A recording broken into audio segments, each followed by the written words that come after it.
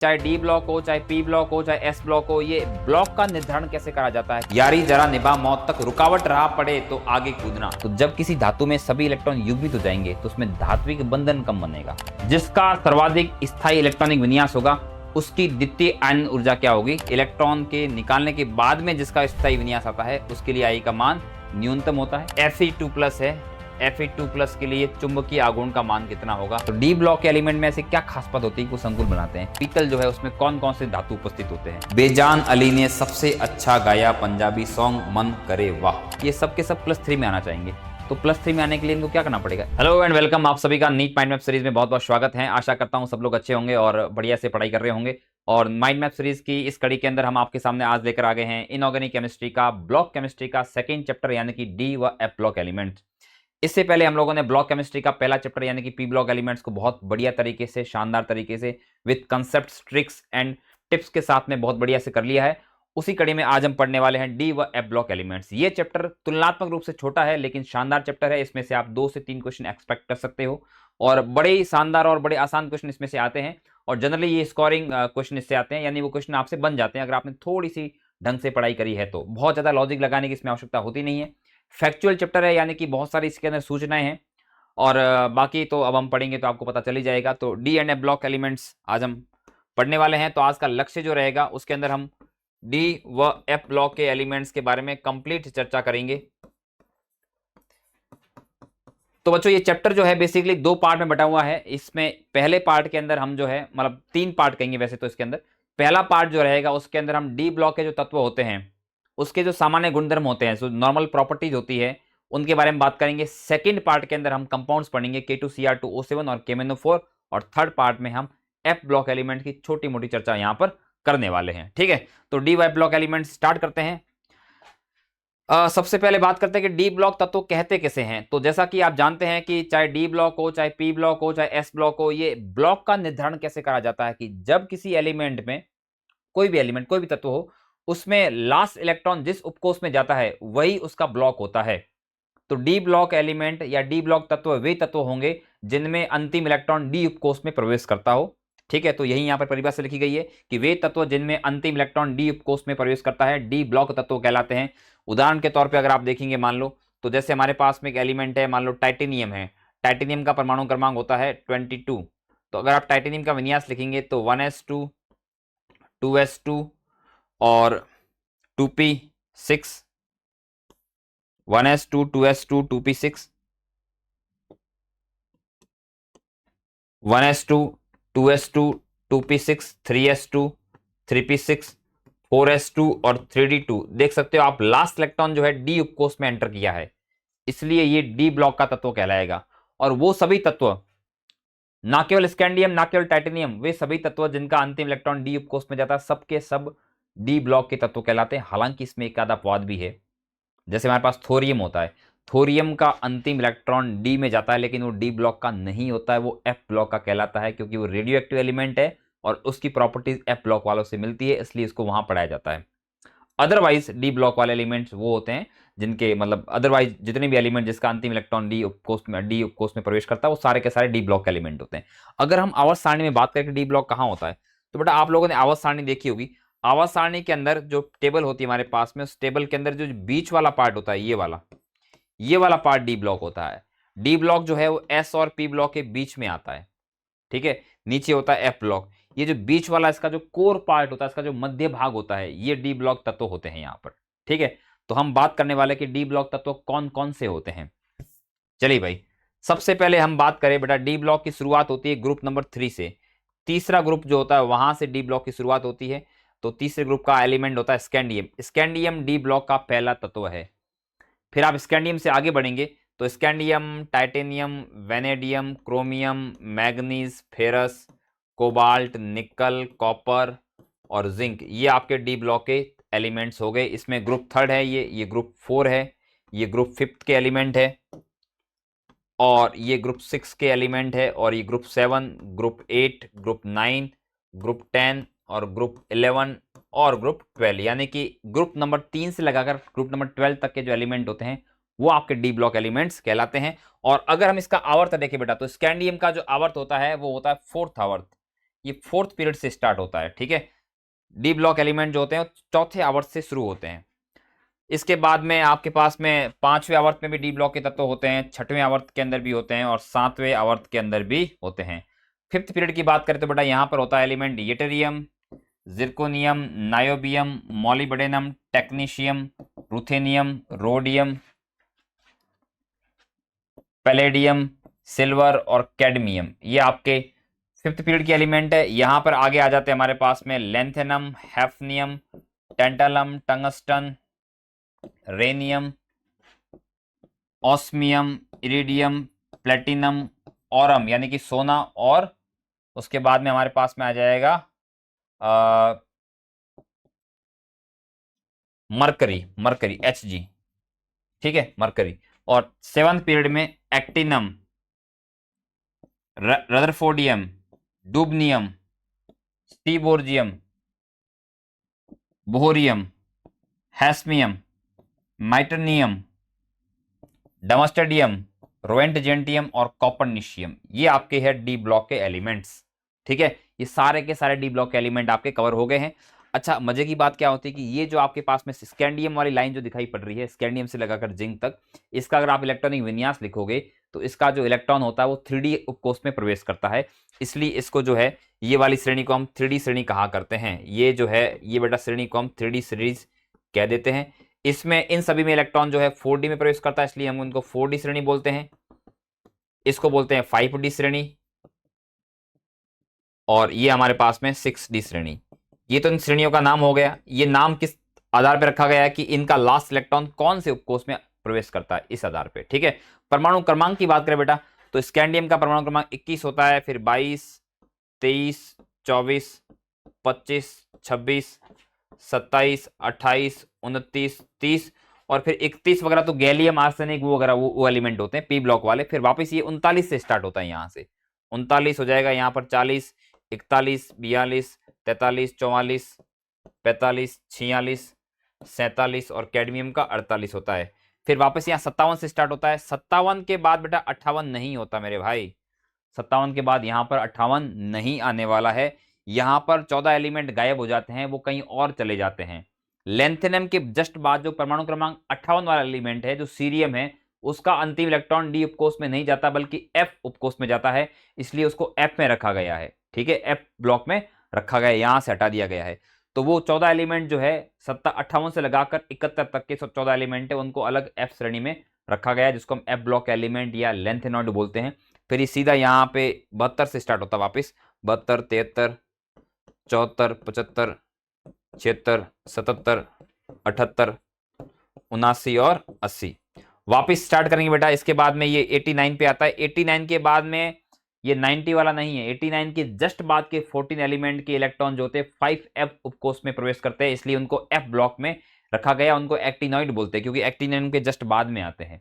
तो वो जो 14 एलिमेंट है उनको अगर हम हटा दें यहां से तो सीधा इसके बाद में आ जाएगा 104, 104। ठीक है, ये 105, 106, 107, 108, 109, 1010, 1011 और 1012 ये आपके पास में एलिमेंट का परमाणु क्रमांक हो गया है। ये अपने डी ब्लॉक के सारे एलिमेंट है। मैं एक बार फिर से इनके नाम बोल देता हूं। Scandium, titanium, vanadium, chromium, manganese, ferrous, cobalt, निकल, कॉपर, जिंक। ट्रिक क्या होती है, इसको बोलते हैं शक्ति। ठीक है, शक्ति, इसको बोलते हैं शक्तिवान। वान वैसे शक्तिमान होता है, लेकिन यहां पर मान की बजाय वान कर रहे हैं जुगाड़ करने के लिए। तो शक्तिवान, करे मना फिर कौन निकाले कुएं से जान। शक्तिवान, करे मना फिर कौन निकाले कुएं से जान, ये इसकी ट्रिक रह जाएगी। ट्रिक हमने ये ऑलरेडी इसको आवर्त सारणी के अंदर सीख लिया, तो कोई ऐसी बड़ी बात नहीं, रिपीट रिवीजन कर एक तरह से। इसके बाद इसकी जो ट्रिक रहेगी बेटा इसकी वो रहेगी यारी जरा निभा मौत तक। यारी मतलब दोस्ती। यारी जरा निभा मौत तक, रुकावट रहा पड़े तो आगे कूदना। ठीक है, यारी जरा निभा मौत तक, रुकावट राह में पड़े तो जोड़ देना पीछे। ठीक है, पड़े तो आगे कूदना। इधर देखो, ला हफ्ता हफ्ता वसूली हो रही है यहां पर। ला हफ्ता वरना रे उधर इधर पिटाई और होगी। ठीक है, ये होगी। और इसको आपको याद करने की आवश्यकता नहीं, ये सारे रेडियो एक्टिव एलिमेंट होते हैं, इनके बारे में कोई सवाल जनरली पूछे जाते नहीं है, तो इस लास्ट वाली श्रेणी को आपको याद करने की आवश्यकता है नहीं। ठीक है, तो ये आपके पास में एलिमेंट है सारे डी ब्लॉक के। इसमें जो मेंडलीव की आवर्त सारणी थी उसके अनुसार अगर हम नंबरिंग करें बेटा, तो इसको जो है हम बोलते हैं 1। अगर हम मेंडलीव की सारणी के अनुसार नंबरिंग करें तो हम इसको बोलेंगे 1B। इस ग्रुप का नाम 1B होता है, इसका नाम 2B होता है। ठीक है, 1B 2B, इसका नाम होता है यहां से 3B, 3B होता है इसका नाम 4B, 4B ये है 5B, 6B, 7B, और ये तीनों जो ग्रुप है आपके 9, 8, 9 और 10, इनको हम मिला के जो है 8B बोला करते हैं। तो ये इसकी पुरानी नाम पद्धति होती है, जो ओल्ड सिस्टम है उसके अकॉर्डिंग इस तरह से हो जाएगा। सारे के सारे डी ब्लॉक एलिमेंट होते हैं, सबके सब ठोस होते हैं एक मरकरी को छोड़कर। मरकरी जो है Hg एक ऐसा एलिमेंट है जो कि लिक्विड होता है बेटा, बाकी सारे के सारे एलिमेंट है वो ठोस अवस्था में पाए जाते हैं। और जनरली डी ब्लॉक एलिमेंट जो होते हैं वो बहुत कठोर और बहुत मजबूत प्रबल स्थायी ठोस हुआ करते हैं। ठीक है, और इसमें एक बात और है बेटा, जिसका भी परमाणु क्रमांक 92 से ज्यादा है, जिसका भी परमाणु क्रमांक 92 से ज्यादा है, वो सब के सब रेडियो एक्टिव एलिमेंट होते हैं। तो बेटा ये सारे के सारे जो एलिमेंट है आपके जिनका परमाणु क्रमांक 92 से ज्यादा है, ये सारे के सारे एलिमेंट आपके रेडियो धर्मी पदार्थ या रेडियो धर्मी तत्व कहलाएंगे। ठीक है, ये सारे एलिमेंट ये सब रेडियो एक्टिव एलिमेंट है, यानी ये पड़े पड़े खुद ब खुद विकिरण छोड़ते हैं। लेकिन ऐसा नहीं है कि 92 के बाद वाली रेडियो एक्टिव होते हैं। टेक्नीशियम भी एक ऐसा अपवाद एलिमेंट है जो कि रेडियो एक्टिव हुआ करता है। ठीक है, और टेक्नीशियम ऐसा पहला एलिमेंट है जिसको इंसान ने बनाया था। मतलब ऐसा बोलते ना कि मानव निर्मित पहला तत्व कौन सा था, तो टेक्नीशियम था। बाकी सभी तत्व जो थे प्रकृति में मिले थे, बहुत सारों को बनाया भी गया, लेकिन सबसे पहला जो मानव निर्मित तत्व था, जो पहला कृत्रिम तत्व था, वो टेक्नीशियम था। जनरल नॉलेज के पॉइंट ऑफ व्यू से इंपॉर्टेंट है, ये रेडियो एक्टिव एलिमेंट होता है। ठीक है, बाकी 92 वाले रेडियो एक्टिव एलिमेंट होते हैं। हालांकि ये रेडियो एक्टिव होता है, बाकी ये प्रकृति के अंदर भी मिलता है, वो तो बाद में मिला था, लेकिन पहले इसको जो है मानव निर्मित यानी कि इसको लेबोरेटरी में बनाया गया था। तो ये आपके पास में एलिमेंट्स हो गए। ठीक है, 40 एलिमेंट है टोटल इसके अंदर। आप गिनती करोगे तो ये 10 की लाइन है, ये भी 10 की, ये भी 10 की, ऐसे कुल मिला के 40 एलिमेंट डी ब्लॉक के अंदर हुआ करते हैं। अब आगे इसकी कुछ अध्ययन करते हैं। डी ब्लॉक की जो आवर्त सारणी में स्थिति होती है वो ग्रुप नंबर 3 से 12 तक होती है, वो हमने देख लिया है, और पीरियड नंबर 4 से 7 होती है। यहाँ पे आप देखिए फिर से एक बार कि ग्रुप नंबर 3 से लगाकर ग्रुप नंबर 12 तक, ये 11 और 12 होगा बेटा, यहाँ पर 12 लिखना था। ठीक है, ये 1 to 12 है ये, तो 3 से लगाकर 12 तक इनकी ग्रुप नंबर होते हैं। और पीरियड की बात करें तो बेटा चौथे पीरियड से लगाकर 7वें पीरियड तक ये पाए जाते हैं। ये इनकी सामान्य जानकारी हो गई। बाकी इसके अलावा इसमें 40 तत्व टोटल होते हैं, उसमें से 31 तो प्राकृतिक है, 9 एलिमेंट है बेटा, ये वाले पीछे वाले जो ये 9 एलिमेंट है, ये सारे के सारे एलिमेंट कैसे होते हैं, कृत्रिम तत्व होते हैं। ये सारे के सारे बेटा आर्टिफिशियल है। आर्टिफिशियल का मतलब एक सब बनाए गए हैं लैब के अंदर। ये सारे के सारे आर्टिफिशियल यानी कृत्रिम तत्व होते हैं। बाकी इनके अलावा जो बचे ऊपर वाले तत्व है वो सारे के सारे आपके नेचुरल एलिमेंट होते हैं, यानी कि प्राकृतिक होते हैं, उनको बनाने की आवश्यकता नहीं है। बनाना चाहो तो बना भी सकते हो, लेकिन प्रकृति में ये पाए जाते हैं प्रचुर मात्रा में।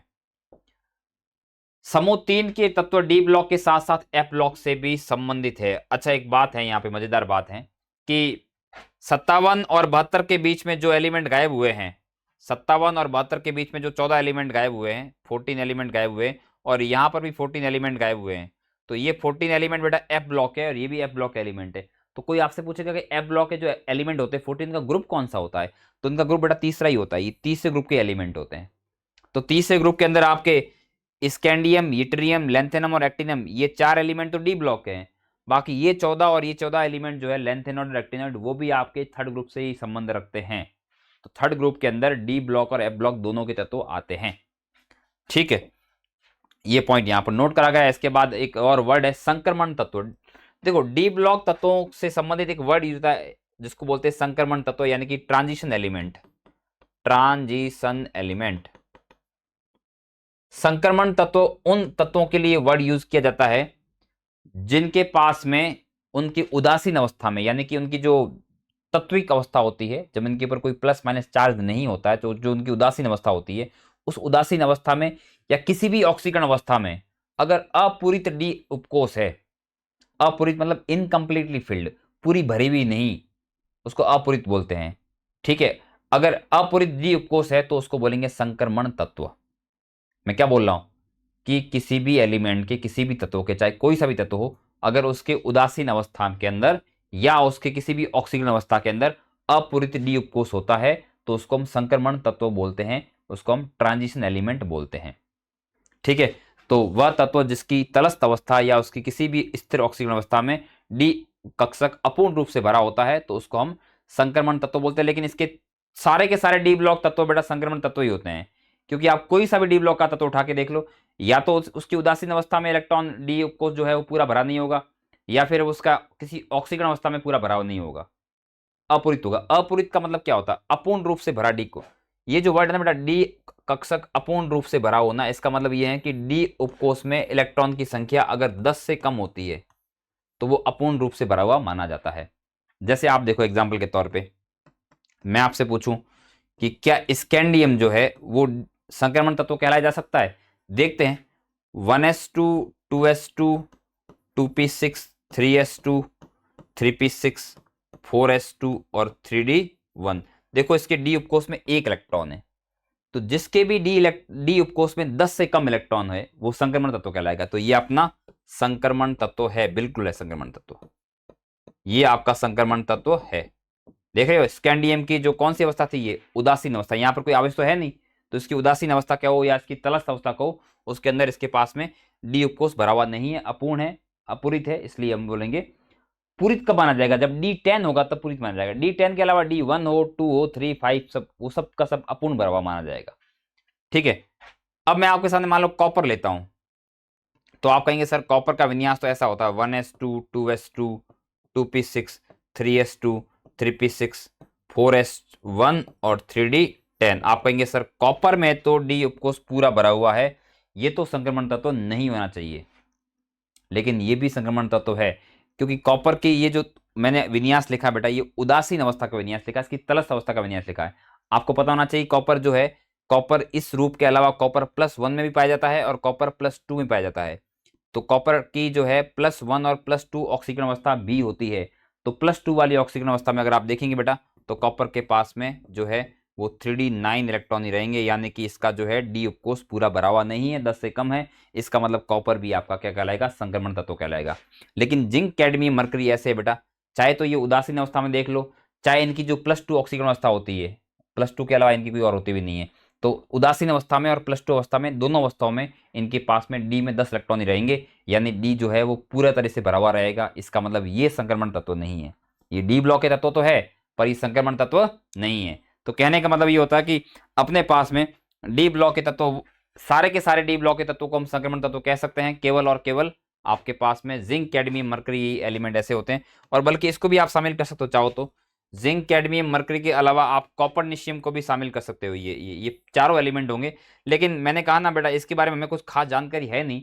जो भी एलिमेंट प्राकृतिक नहीं होते, कृत्रिम होते हैं, उनकी अर्ध आयु काल या इनकी जो समय अवधि होती है बहुत कम होती है, बहुत जल्दी विघटित हो जाते हैं। इसके लिए हमें इनकी रसायन विज्ञान के बारे में ज़्यादा जानकारी होती नहीं है, इसलिए हम इसकी जिक्र नहीं कर, इसकी बात नहीं कर रहे हैं। हम केवल इन तीनों की बात कर रहे हैं। बाकी सही मायने में ये भी संक्रमण तत्व नहीं है। ठीक है, चलिए भाई, ये तो अपने होगी इसकी नॉर्मल कहानी। अब बेटा आगे क्या लिखा गया है? एनसीईआरटी ने कुछ अलग ही कहानी लिखी है। एनसीईआरटी वाले बोलते हैं कि जब हम एस ब्लॉक से डी ब्लॉक की तरफ संक्रमित करते हैं, चलते हैं, निकलते हैं, तो बीच में डी ब्लॉक आता है, इसलिए डी ब्लॉक को हम संक्रमण तत्व कहते हैं, ऐसा इनका लिखना है। जिसको लेकर जो है आम सहमति नहीं है इस बात को लेकर कि ये कोई बात थोड़ी हुई कि यार इधर से उधर जाते हैं, बीच में आ रहे हैं, ये कोई बात नहीं हुई है। ठीक है, वास्तव में संक्रमण तत्वों की परिभाषा जो अच्छी किताबें होती है वो ये कहती हैं कि जिस भी तत्व का डी उपकोष जो है वो अपूरित है या अर्धपूरित है या अपूर्ण भरा हुआ है, ठीक है, मतलब 10 इलेक्ट्रॉन कम है, तो वो संक्रमण तत्व कहलाएगा। चलिए भाई, ये आपकी कुछ बातें होगी इंपॉर्टेंट। इसके बाद अगर हम भौतिक अवस्था की बात करें तो मरकरी को छोड़कर बाकी सबके सब डी ब्लॉक के तत्व ठोस होते हैं, और सभी संक्रमण तत्व जो है वो ठोस होते हैं। उनके अंदर उच्च तन्य सामर्थ्य होता है, आघात वर्धनीयता होती है, उच्च तापीय और विद्युत चालकता दिखाते हैं, और धात्विक चमक जैसे विशिष्ट गुण दिखाता है। ये देखो धातुओं के गुण हो गए, ये सारे गुण दिखाई पड़े बेटा। 10th क्लास में आपने धातु और अधातु पढ़ा था, उसके अंदर जो गुण थे धातुओं के, वही सारे गुण हैं कि भाई धातु होंगे तो उनकी तन्य सामर्थ्य बहुत तेज होगा। तन्य सामर्थ्य का ज्यादा होने का मतलब ये होगा कि आप उनको बहुत आसानी से तोड़ नहीं सकते हो, वो बहुत स्ट्रांग होंगे। ठीक है, और आघात वर्धनीय होंगे। आघात वर्धनीय मतलब ये कि उसके ऊपर अगर हथौड़ा मारेंगे तो फैल जाएंगे, और उनका तापीय और विद्युत चालकता बहुत ज्यादा होती है, यानी उसमें बहुत जल्दी और बहुत ज्यादा मात्रा में ऊष्मा का प्रभाव किया जा सकता है और उसमें विद्युत धारा का भी प्रभाव किया जा सकता है। और आपको पता ही है कि विद्युत धारा का प्रभाव करने के लिए जो हम वायर यूज करते हैं वो कॉपर का वायर होता है, डी ब्लॉक का वायर होता है, ठीक है। और धात्विक चमक होती है ये सब। इनके जो क्रिस्टल जालक होते हैं बेटा, इनके जो क्रिस्टल जालक होते हैं, क्रिस्टल जालक कई प्रकार के होते हैं। ये एक चैप्टर था ठोस अवस्था, उसमें आपको पढ़ाया जाता था कि क्रिस्टल जालक जो होते हैं वो बॉडी सेंटर्ड होते हैं, वो फेस सेंटर्ड होते हैं, बीसीसी, एफसीसी, एचसीपी वगैरह, वो सब चैप्टर हट गया है। तो खैर आपको ये बात समझ में नहीं आएगी, तो इसका आपको औचित्य रहा भी नहीं, क्योंकि वो चैप्टर भी नहीं है तो आप नहीं जान पाएंगे। लेकिन अभी मैं आपको जानकारी के लिए बता दूं बेटा कि ग्रुप नंबर 3 और 4 वाले जो एलिमेंट होते हैं उनका जो क्रिस्टल जालक का जो स्ट्रक्चर होता है, क्रिस्टल जालक का जो प्रकार होता है वो होता है बॉडी सेंटर्ड क्यूबिक और हेक्सागोनल क्लोज पैकिंग होती है। उसके अंदर बॉडी सेंटर क्लोज पैकिंग और हेक्सागोनल क्लोज पैकिंग होती है, बीसीसी और एचसीपी, ठीक है। तो ये सब क्या होते हैं, ये सब अभी तुम्हें जानने की जरूरत नहीं है, ये तुम्हें समझाने की आवश्यकता भी नहीं है और तुम समझ भी नहीं पाओगे, क्योंकि इसके लिए आपको थोड़ा सॉलिड स्टेट की जानकारी होनी चाहिए। तो मेरे ख्याल से इसका पूछने की संभावना कम है, इंपॉर्टेंट नहीं है, नॉन इंपॉर्टेंट है। और फिर भी अगर आपके पास समय है और आपके दिमाग में एक्स्ट्रा जगह पड़ी है तो आप इसको हूबहू याद कर देना कि 3-4 वाले बीसीसी स्ट्रक्चर रखते हैं, बीसीसी और एचसीपी स्ट्रक्चर रखते हैं। 5वें और 6वें ग्रुप वाले बीसीसी स्ट्रक्चर रखते हैं। 7वें और 8वें वाले एचसीपी, 9वें और 11वें वाले सीसीपी और 12वें वाले की कोई क्रिस्टल जालक संरचना नहीं होती, क्योंकि 12वें ग्रुप के जो एलिमेंट होते हैं वो एक प्रकार के बड़े मुलायम और कोमल धातु होते हैं और जल्दी से वाष्पशील हो जाते हैं, इसलिए उनका कोई विशेष प्रकार का क्रिस्टल जालक नहीं हुआ करता है। क्रॉस लगाया मैंने, ठीक है। चलो भाई आगे बढ़ते हैं। इसके बाद में जिंक, कैडमियम, मरकरी को जैसा मैंने अभी बताया कि ये वाष्पशील धातु होते हैं क्योंकि इनका मेल्टिंग पॉइंट बड़ा कम होता है। देखो जिंक और कैडमियम और मरकरी के अंदर बेटा डी में 10 इलेक्ट्रॉन होते हैं और 10 के 10 इलेक्ट्रॉन जो है युग्मों के रूप में रहते हैं। तो जब किसी धातु में सभी इलेक्ट्रॉन युग्मित हो जाएंगे तो उसमें धात्विक बंधन कम बनेगा। आपने बंध सुना होगा नाम की धात्विक बंध होता है। धात्विक बंध तब बनता है, धातु में तब बॉन्डिंग होती, तब अच्छा बंध बनता है जब उसमें अयुग्मित इलेक्ट्रॉन हो। लेकिन इसके अंदर तो डी में, तीनों के अंदर जो है डी के अंदर 10 इलेक्ट्रॉन होते हैं, डी पूरा भरा हुआ है और डी में पूरे 10 इलेक्ट्रॉन हैं, तो सभी इलेक्ट्रॉन जो होते हैं युग्मित होते हैं, सभी इलेक्ट्रॉन युग्मित होंगे। अगर सभी इलेक्ट्रॉन युग्मित होंगे तो इसमें धात्विक बंधन जो होगा या धात्विक बॉन्डिंग होगी वो कमजोर होंगी। वो बेटा कैसी होगी, दुर्बल होगी। दुर्बल या कमजोर धातु होंगे, अगर कमजोर धातु होंगे तो जल्दी ही जो है उड़ जाएंगे, वाष्प बन के उड़ जाएंगे। इसलिए देखा होगा आपने जिंक, कैडमियम, मरकरी जो है उनको बहुत आसानी से वाष्पीकृत किया जा सकता है। कॉपर, सिल्वर और अर्जेंटम या एयू लिख देना बेटा, यहाँ पे एजी नहीं है, फिर से ये एयू है। कॉपर, सिल्वर और एयू मतलब गोल्ड, ये तीनों को हम सिक्का धातु या कोइन मेटल बोलते हैं, कोइनेज मेटल। पुराने जमाने में जब मुद्राएं बनती थी, सिक्के बनते थे, वो कॉपर के बनते थे, चांदी के बनते थे और सोने के बनते थे, आज भी बनते हैं, कोई बड़ी बात नहीं। इसके अलावा बेटा कॉपर, सिल्वर और यहां पर भी आप एयू लिख देना। चांदी, सोना और प्लेटिनम, चांदी, सोना और प्लेटिनम 3 ऐसे धातु है जो बाकी किसी तत्वों के साथ में बहुत कम या ना के बराबर क्रिया करते हैं, उत्कृष्ट होते हैं, नोबल होते हैं, इनका मन नहीं भटकता है, ठीक है। ये बड़े उत्कृष्ट धातु होते हैं, इनको हम उत्कृष्ट धातुओं कहते हैं। जैसे उत्कृष्ट गैसें होती है वैसे इन तीनों को उत्कृष्ट धातु बोलते हैं। इसमें से चांदी तो फिर भी कभी कभार रिएक्शन कर लेती है, लेकिन सोना और प्लेटिनम बेटा बहुत कम क्रिया करते हैं, इसीलिए तो सोना और प्लेटिनम और चांदी के आभूषण बनते हैं। भाई अगर मान लो किसी धातु के ऊपर कोई कोई क्रिया ही नहीं करेगा तो वो हमेशा वैसा ही रहेगा, इसलिए उसके आभूषण बनाए जाते हैं। इसलिए लोहे के आभूषण नहीं बनते, लोहा तो जंग लग जाता है। लेकिन सिल्वर भी ब्लैक पड़ जाती है पानी के साथ संपर्क में आने पर। लेकिन सोना और प्लेटिनम जो होता है बेटा ये लंबे समय तक, लंबी समावेद में जो है ये इसी तरह से अपने मूल रूप में बने रहते हैं, इसलिए इनके आभूषण बनते हैं, इसलिए बहुत महंगे भी पड़ते हैं ये। इनका अगर इलेक्ट्रॉनिक कॉन्फ़िगरेशन यानी इलेक्ट्रॉनिक विन्यास की बात करें भैया, तो इनका सामान्य इलेक्ट्रॉनिक विन्यास जो होता है वो होता है n-1d 1 to 10 ns 1 to 2, यानी इनके पास में जो इलेक्ट्रॉन जाते हैं वो जो बाह्यतम कोष है उस ns के अंदर 1 से 2 इलेक्ट्रॉन भरे जाएंगे, या तो 1 या 2 भरे जाएंगे। और इनका जो डी उपकोष है, n-d उपकोष है, उसमें 1 से लगाकर 10 इलेक्ट्रॉन तक भरे जाते हैं। अब किसी में 1 भर जाता है, किसी में 2 भरा जाता है, किसी में 5, किसी में 10 ऐसे भरे जाते हैं, ठीक है। और आप इनका इलेक्ट्रॉनिक विन्यास जो है इस ट्रिक से लिख सकते हो कि आर्गन का परमाणु क्रमांक 18 होता है, क्रिप्टन का 36 होता है, इसका 54 होता है और इसका होता है 86। यहाँ पे रेडॉन है बेटा, यहाँ पर रेडॉन Rn, कहीं की जगह मिस्टेक हो रखी, मैं करेक्शन करता हूँ, यहाँ पर रेडॉन लिखा हुआ है, रेडॉन का परमाणु क्रमांक 86 होता है। तो जिसका भी आपको इलेक्ट्रॉनिक विन्यास लिखना है बेटा, तो आप क्या करिए, उससे जस्ट पहले वाली नोबल गैस का विन्यास लिख के उसके बाद जो भी लिखा हुआ उसको उसी रूप में लिख लीजिए। जैसे मान लो आपसे पूछा जाए कि भैया आप जो है उसका विन्यास लिख लीजिए। मान लो आपसे पूछे कि आप जो है मैग्नीज का विन्यास लिखिए। मैग्नीज का परमाणु क्रमांक 25 होता है, तो आप मुझे बताइए 25 से जस्ट पहले वाली नोबल गैस कौन सी होती है बेटा? आर्गन होती है। तो आप ये पूरी की पूरी व्यवस्था इसको एज इट इज लिख दीजिए, आर्गन 18 4s और 3d। ठीक है, आर्गन 18 4s और 3d। अब देखो यहाँ अपने को 25 इलेक्ट्रॉन भरने हैं, 18 इलेक्ट्रॉन पहले से भरे जा चुके हैं। कितना अंतर है भैया यहाँ पर? 18 और 25 में 7 का अंतर है, तो यानी 7 इलेक्ट्रॉन अपने को यहाँ भरने हैं। तो 7 में से 2 इलेक्ट्रॉन तो पहले इसमें भर दो, बचे हुए 5 इलेक्ट्रॉन आप इसमें भर दो। इस प्रकार से आप किसी का भी इलेक्ट्रॉनिक विन्यास लिख सकते हो। ये n+l रूल पे आधारित होता है। हालांकि ये जो मैं आपको सिस्टम बता रहा हूँ इसके कुछ अपवाद भी होते हैं। कुछ ऐसे एलिमेंट भी जो होते हैं जिनका इलेक्ट्रॉनिक विन्यास इस तरह से सिंपल तरीके से नहीं लिखा जा सकता है। और अपवाद कौन कौन से होते हैं? क्यों करे नवाबी, मौत तक रुकावटें राह में पड़ेगी, आगे पिटोगे और रोओगे। ये एलिमेंट ऐसे हैं जो इलेक्ट्रॉनिक विन्यास में अपवाद दर्शाते हैं। मैंने आपको इनके बारे में डी ब्लॉक पे विस्तार से पढ़ाया था। ठीक है, इनका इलेक्ट्रॉनिक विन्यास लिखना होता तो इसी तरह से लिखते हैं जैसे ऊपर बताया गया है, लेकिन इनमें एक इलेक्ट्रॉन जंप करवाना पड़ता है। इनमें एक इलेक्ट्रॉन जंप कर जाता है। कहां से कहां जंप करता है भैया? इनमें एक इलेक्ट्रॉन जंप कर जाता है एस से डी के अंदर।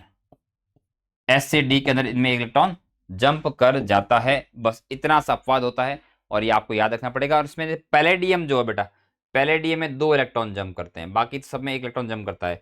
लेकिन पैलेडियम अपवादों का भी अपवाद है, इसमें 2 इलेक्ट्रॉन जंप करके चले जाते हैं।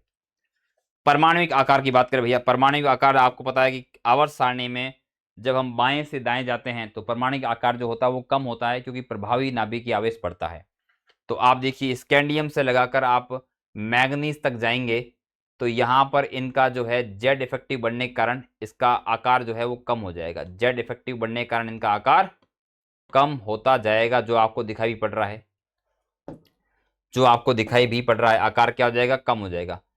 ठीक है, मैग्नीज का आकार जो होता है वो क्रोमियम से थोड़ा बड़ा होता है। अचानक से मैग्नीज का आकार जो है वो बढ़ जाता है, क्रोमियम से होना कम चाहिए लेकिन बढ़ जाता है, क्योंकि मैग्नीज के अंदर जो मैग्नीज का जो क्रिस्टल जालक होता है, मैग्नीज के परमाणु जिस व्यवस्था में रहते हैं उसको हम क्रिस्टल जालक बोलते हैं। इसके क्रिस्टल जालक में न जाने क्यों किसी त्रुटि की वजह से, किसी विकृति की वजह से इसका क्रिस्टल जालक फैल जाता है, बड़ा हो जाता है, इसलिए इसका आकार जो है मैग्नीज का आकार थोड़ा सा बड़ा हो जाता है। फिर देखो आगे फेरस, कोबाल्ट और निकल होते हैं। इन तीनों में जो है जेड इफेक्टिव जो होता है यानी प्रभावी नाभिकीय आवेश और इलेक्ट्रॉन के बीच का जो प्रतिकर्षण होता है जिसको हम स्क्रीनिंग इफेक्ट बोलते हैं, वो यहाँ पर बराबर हो जाता है। इसकी वजह से स्क्रीनिंग इफेक्ट और जेड इफेक्टिव बराबर होने की वजह से इनका आकार जो है वो लगभग बराबर रहता है। फिर वापस आकार बढ़ जाता है। बढ़ने का कारण ये होता है कि जेड इफेक्टिव के बजाय यहाँ पर स्क्रीनिंग इफेक्ट जो होता है यानी इलेक्ट्रॉन के बीच का जो प्रतिकर्षण है वो यहाँ पर डोमिनेंट हो जाता है, इसलिए इनका आकार बढ़ जाता है। तो यानी डी ब्लॉक के अंदर आपको याद रखना है, खास तौर पे देखो ये इनका आकार अपने को याद नहीं रखना है, इनमें आकार याद नहीं रखना है। ये ना तो ये याद रखना, ना ही बेटा ये, आपने तो खाली ये वाला ऑर्डर याद रखना है। ये इंपॉर्टेंट है। पहले आकार घटा, फिर बराबर रहा, फिर बढ़ गया। पहले आकार इसलिए घटा था क्योंकि पहले जेड इफेक्टिव डोमिनेंट था, जेड इफेक्टिव वहां पे बढ़ रहा था तो आकार घट रहा था। फिर आगे आने पर जेड इफेक्टिव जो है, जेड इफेक्टिव का मतलब होता है कि नाभिक का बाह्यतम कोष के ऊपर इलेक्ट्रॉन के ऊपर आकर्षण, तो उसको हम जेड इफेक्टिव बोलते हैं या इसको हम प्रभावी नाभिकीय आवेश बोलते हैं। तो पहले वो डोमिनेंट था, फिर बाद में बीच में आते आते जेड इफेक्टिव और जो परिरक्षण प्रभाव होता है वो लगभग बराबर हो जाता है, इसलिए आकार बराबर रहता है। और फिर परिरक्षण प्रभाव जो है वो बढ़ जाता है लास्ट में, इसलिए आकार बढ़ जाता है। ये तो इनका हो गया इस तरह से। बाकी अगर आप 3D 4D और 5D का देखो बेटा, तो 3D श्रेणी वाले एलिमेंट ऊपर होते हैं, फिर 4D वाले और फिर 5D वाले। ठीक है, तो ग्रुप 3 हो गया, ग्रुप 4 के अंदर भी ये 3D 4D 5D ऐसे करते करते करते हमारे पास ग्रुप 12 होते हैं। ग्रुप 12 का भी 3D वाला एलिमेंट, 4D वाला एलिमेंट और 5D वाला एलिमेंट। तो नॉर्मली बेटा ऐसा होता है कि ऊपर से नीचे अगर आप आओगे तो हम लोगों ने पढ़ा था आवर्त सारणी के अंदर कि ऊपर से नीचे आने पर आकार बढ़ता है, तो ये आकार बढ़ जाएगा, यहाँ पर कोई नई बात नहीं है। ग्रुप 3 में ऐसा होता है, लेकिन ग्रुप 4 से लगाकर ग्रुप 12 तक क्या होता है कि 3D से 4D में तो आकार बढ़ेगा, लेकिन 4D और 5D वाले तत्वों का आकार जो है वो बराबर रहता है। क्योंकि 4D से जैसे आप 5D में आओगे ग्रुप नंबर 4 के अंदर या 5 में या 6 में, तो भैया ये जो 5D वाला जो भी एलिमेंट होगा यहाँ पर उसके अंदर F उपकोष में इलेक्ट्रॉन उपस्थित होंगे, और F कोष के जो इलेक्ट्रॉन होते हैं उनके बीच में आपस में जो प्रतिकर्षण होता है वो ना के बराबर होता है। क्योंकि ऐसा बोलते हैं कि एफ जो उपकोष होता है बहुत बड़ा सा फैला सा पसरा हुआ सा होता है, तो उनमें इलेक्ट्रॉन के बीच में प्रतिकर्षण कम होता है। इसकी वजह से वो नाभिक जो होता है वो इलेक्ट्रॉनों को अपनी तरफ से खींच लेता है, और आकार जो है वो जो है जितना बढ़ना चाहिए उतना बढ़ नहीं पाता है, आकार लगभग इनका बराबर रहता है। ये जो मैंने बात पूरी बोली इसको लेंथेनॉइड संकुचन कहते हैं। तो लेंथेनॉइड संकुचन की वजह से 4D और 5D का आकार जो है लगभग बराबर रहता है। तो आप बोलेंगे सर ये बात ग्रुप 3 में क्यों नहीं लागू होती है? क्योंकि ग्रुप 3 का जो ये एलिमेंट है इसके पास में एफ उपकोष में इलेक्ट्रॉन है ही नहीं। एफ उपकोष में इलेक्ट्रॉन इसके बाद से शुरू होते हैं, इसलिए इसके बाद से लेंथेनॉइड संकुचन लागू होता है। ठीक है, तो ये हो जाएगा। तो यहीं पर ये लिखा कि ग्रुप थर्ड में तो 3D से बड़ा 4D, 4D से बड़ा 5D, क्योंकि कक्षाओं की संख्या बढ़ती है तो यहाँ पर आकार बढ़ जाता है। लेकिन जो चौथा से लगा के 12 ग्रुप है बेटा, उसमें 3D और 4D में साइज बढ़ जाता है, लेकिन 4D 5D का साइज बराबर रहता है। इसका कारण ये होता है कि नंबर ऑफ सेल भली बढ़ती है, लेकिन जेड इफेक्टिव यहाँ पे बहुत ज़्यादा बढ़ जाता है, क्योंकि एफ उपकोष के इलेक्ट्रॉन का परिरक्षण प्रभाव कमजोर होता है, इसलिए आकार लगभग वही रहता है। ठीक है, आगे बढ़ेंगे। लेंथेनॉइड कॉन्ट्रैक्शन, लेंथेनॉइड संकुचन के बारे में बताया गया है। लेंथेनॉइड संकुचन के बारे में आपको बता चुका हूं अभी।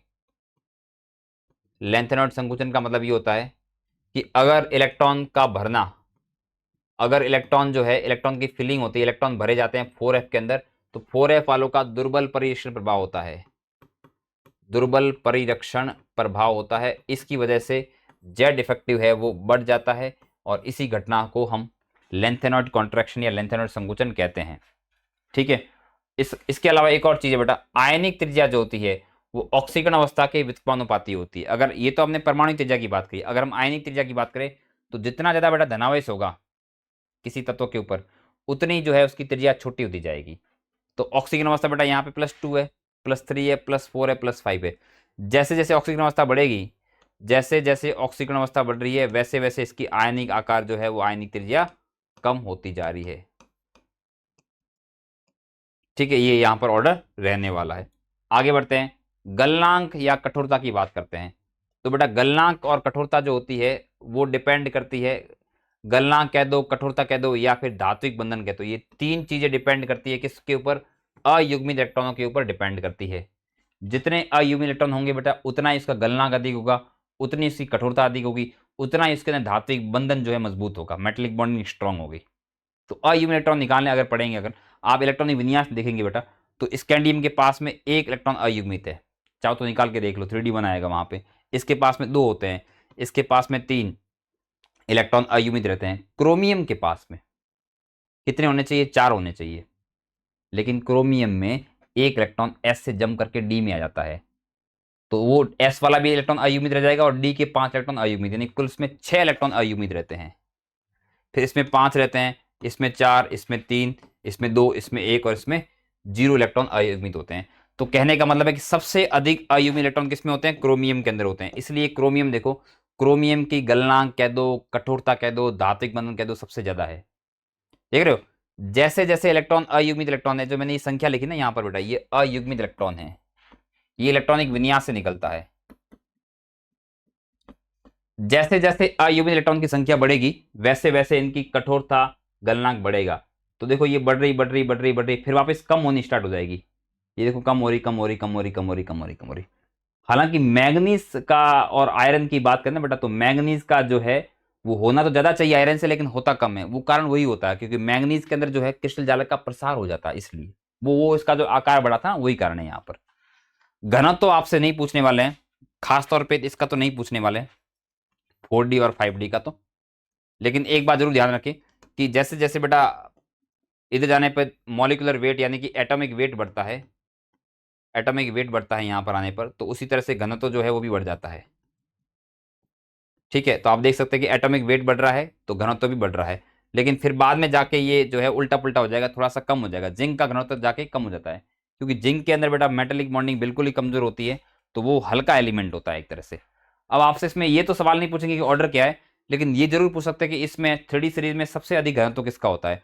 तो कॉपर का घनत्व सर्वाधिक होता है। बस आपको एक पॉइंट याद रखना है, इसमें आपको ये ऑर्डर याद नहीं रखना है, ये पॉइंट याद रखना है।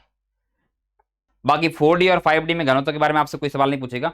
हालांकि जनरल नॉलेज के लिए मैं बता देता हूं आपको, सामान्य ज्ञान के तौर पे, कि ऑस्मियम और इरिडियम आपको दिखाई पड़ रहे हैं बेटा, इन दोनों का जो घनत्व होता है ऑस्मियम और इरिडियम का, ये 22 ग्राम प्रति सेंटीमीटर क्यूब के आसपास होता है लगभग।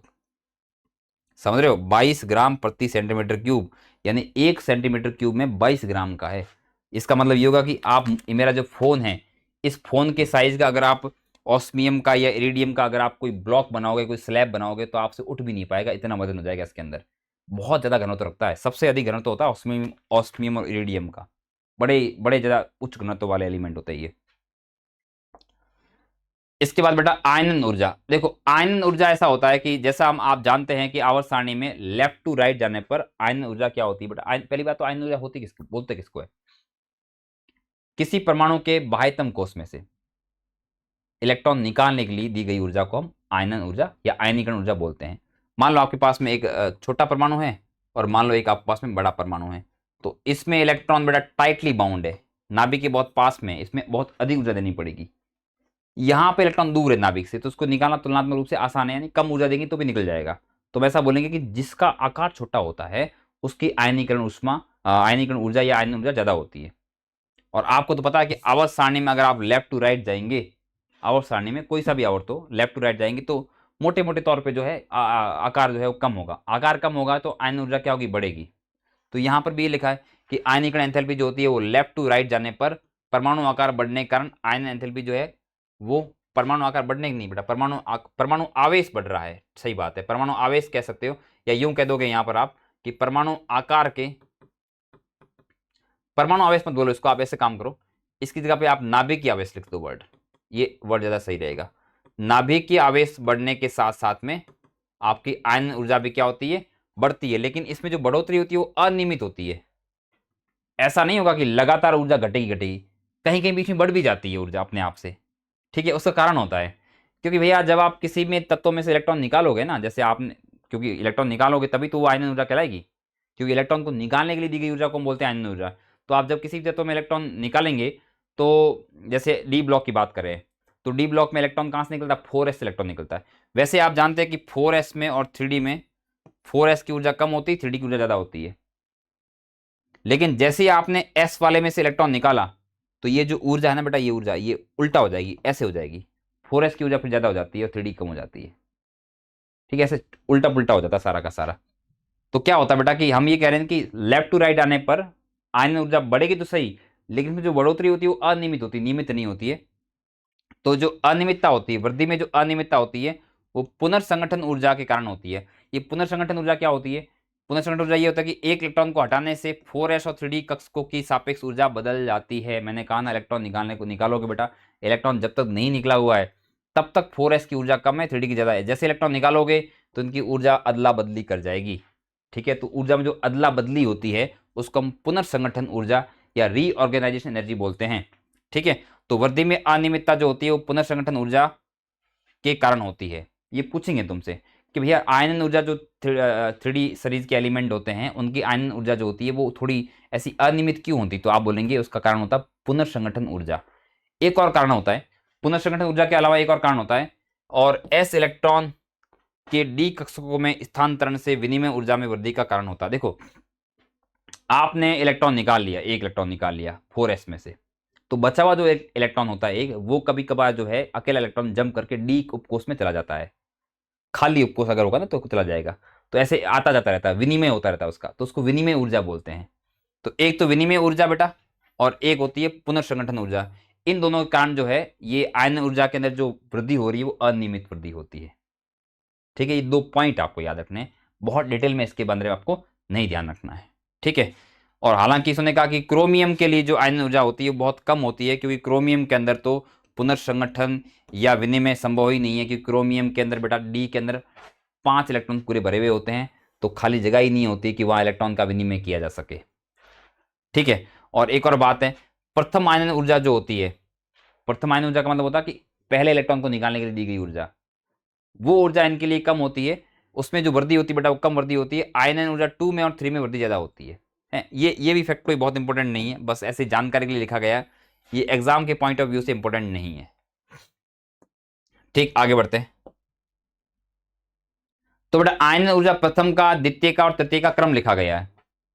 मैं आपको बोल देता हूं कि हमें 3D series, 4D series, 5D series, 6D series में केवल और केवल 3D सीरीज के बारे में जानकारी, 99% सवाल 3D सीरीज के बारे में आता है, इसलिए बार बार हम 3D सीरीज वाले एलिमेंट को ही पढ़ रहे हैं। तो आयन ऊर्जा का, प्रथम आयन ऊर्जा का जो क्रम है, अभी हमने क्या बोला था कि लेफ्ट टू राइट जाएंगे तो बढ़ेगा। तो देखो ये बढ़ रहा है, बढ़ रहा है, बढ़ रहा है, बढ़ रहा है, बढ़ रहा है, बढ़ रहा है, बढ़ रहा है, ठीक है, इस तरह से। लेकिन आपको पता है कि स्कैंडियम के बाद सीधा वेनेडियम आ गया, स्कैंडियम के बाद वैसे टाइटेनियम आता है, तो टाइटेनियम तो यहाँ रहा, ये वेनेडियम क्रोमियम आ गया। इसका मतलब कि वृद्धि जो है वो अनियमित है, लगातार एकदम रेगुलर वृद्धि नहीं है। ये इनको हमने पुनर्व्यवस्थित करके इसका क्रम लिखा है, समझे? ये इसको आपको रटना पड़ेगा। प्रथम आयन ऊर्जा जो होती है स्टडी सीरीज की, इसको आपको याद करना पड़ेगा, इसका ऑर्डर, ठीक है। और याद कैसे करते हैं मैं आपको बताता हूं। यहां पे आप कह सकते हो, इसका एक ट्रिक होती है।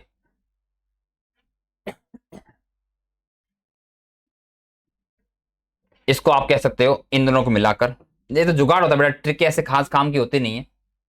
SCV, इसको हम शिकवा बोल सकते हैं, शिकवा या शिकवे। शिकवे करे तुमसे मैंने, भाई मैंने तुमसे शिकवे या शिकायत करे, शिकवे करे तुमसे मैंने नहीं, भाई मैंने तुमसे कोई शिकायत नहीं करी, कोई शिकवे नहीं करे, एक प्रकार से, ठीक है। क्यों कोई फिर जाने, क्यों कोई फिर जाए, जाए कह सकते हो, जाए।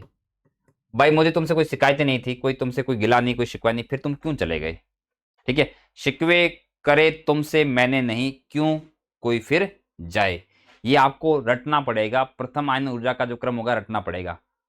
अब आप बोलोगे सर ये उल्टा उल्टा क्रम क्यों आया, तो मेरे पास दो ही ऑप्शन रहेंगे, दो कारण है, पुनर्संगठन ऊर्जा और विनिमय ऊर्जा। वो क्या होती है उसके डिटेल में हमें नहीं जाना, पर वो कारण के रूप में उसको याद रखना है, ठीक है। ये हो गया। द्वितीय आयन ऊर्जा का क्रम अपने को याद नहीं रखना है, याद नहीं रखना क्रम, और तृतीय का भी क्रम अपने को याद नहीं रखना है। लेकिन लेकिन यहां पर एक बात लिखी गई है बेटा, क्या बात लिखी गई है कि आपको प्रथम आयन ऊर्जा का जो क्रम है ये तो ट्रिक से याद रखना पड़ेगा। सवाल आए तो ट्रिक से रट के आप जाओगे, इसका आंसर दोगे, और कोई जुगाड़ नहीं है। लेकिन द्वितीय आयन ऊर्जा का सवाल आ गया या तृतीय का सवाल आ गया तो हमारे पास जुगाड़ है एक, और वो जुगाड़ ट्रिक वाला नहीं है। वो जुगाड़ ये है कि द्वितीय आयन ऊर्जा के लिए आप क्या करेंगे, द्वितीय आयन ऊर्जा उसके लिए उच्चतम होगी जिसका सबसे सर्वाधिक स्थायी इलेक्ट्रॉनिक विन्यास हो। स्थिर कॉन्फ़िगरेशन का मतलब क्या होता है बेटा, स्थिर कॉन्फ़िगरेशन का मतलब ये होता है कि स्थायी इलेक्ट्रॉनिक विन्यास, जिसका सर्वाधिक स्थायी इलेक्ट्रॉनिक विन्यास होगा उसकी द्वितीय आयन ऊर्जा क्या होगी, ज्यादा होगी,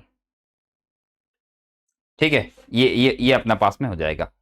और द्वितीय आयन ऊर्जा की बात करें बेटा, तो इसका मतलब कि एक इलेक्ट्रॉन निकालने के बाद की ऊर्जा की बात करें, तो जो विन्यास आप देखोगे ना, एक इलेक्ट्रॉन निकाल के देखोगे, समझे आप। जैसे उदाहरण दे रहा हूं मैं आपको, मान लो आपसे पूछे एक हमारे पास में क्रोमियम है और एक मैग्नीज है, आपसे इनसे पूछे कि बताओ इसमें प्रथम आयन ऊर्जा का क्रम क्या है, ठीक है। तो आप रटोगे ये बेटा, ये रटा हुआ ना, ये क्रोमियम और मैग्नीज में मैग्नीज का ज्यादा है, तो ये तो आपने मैग्नीज का बोल दिया।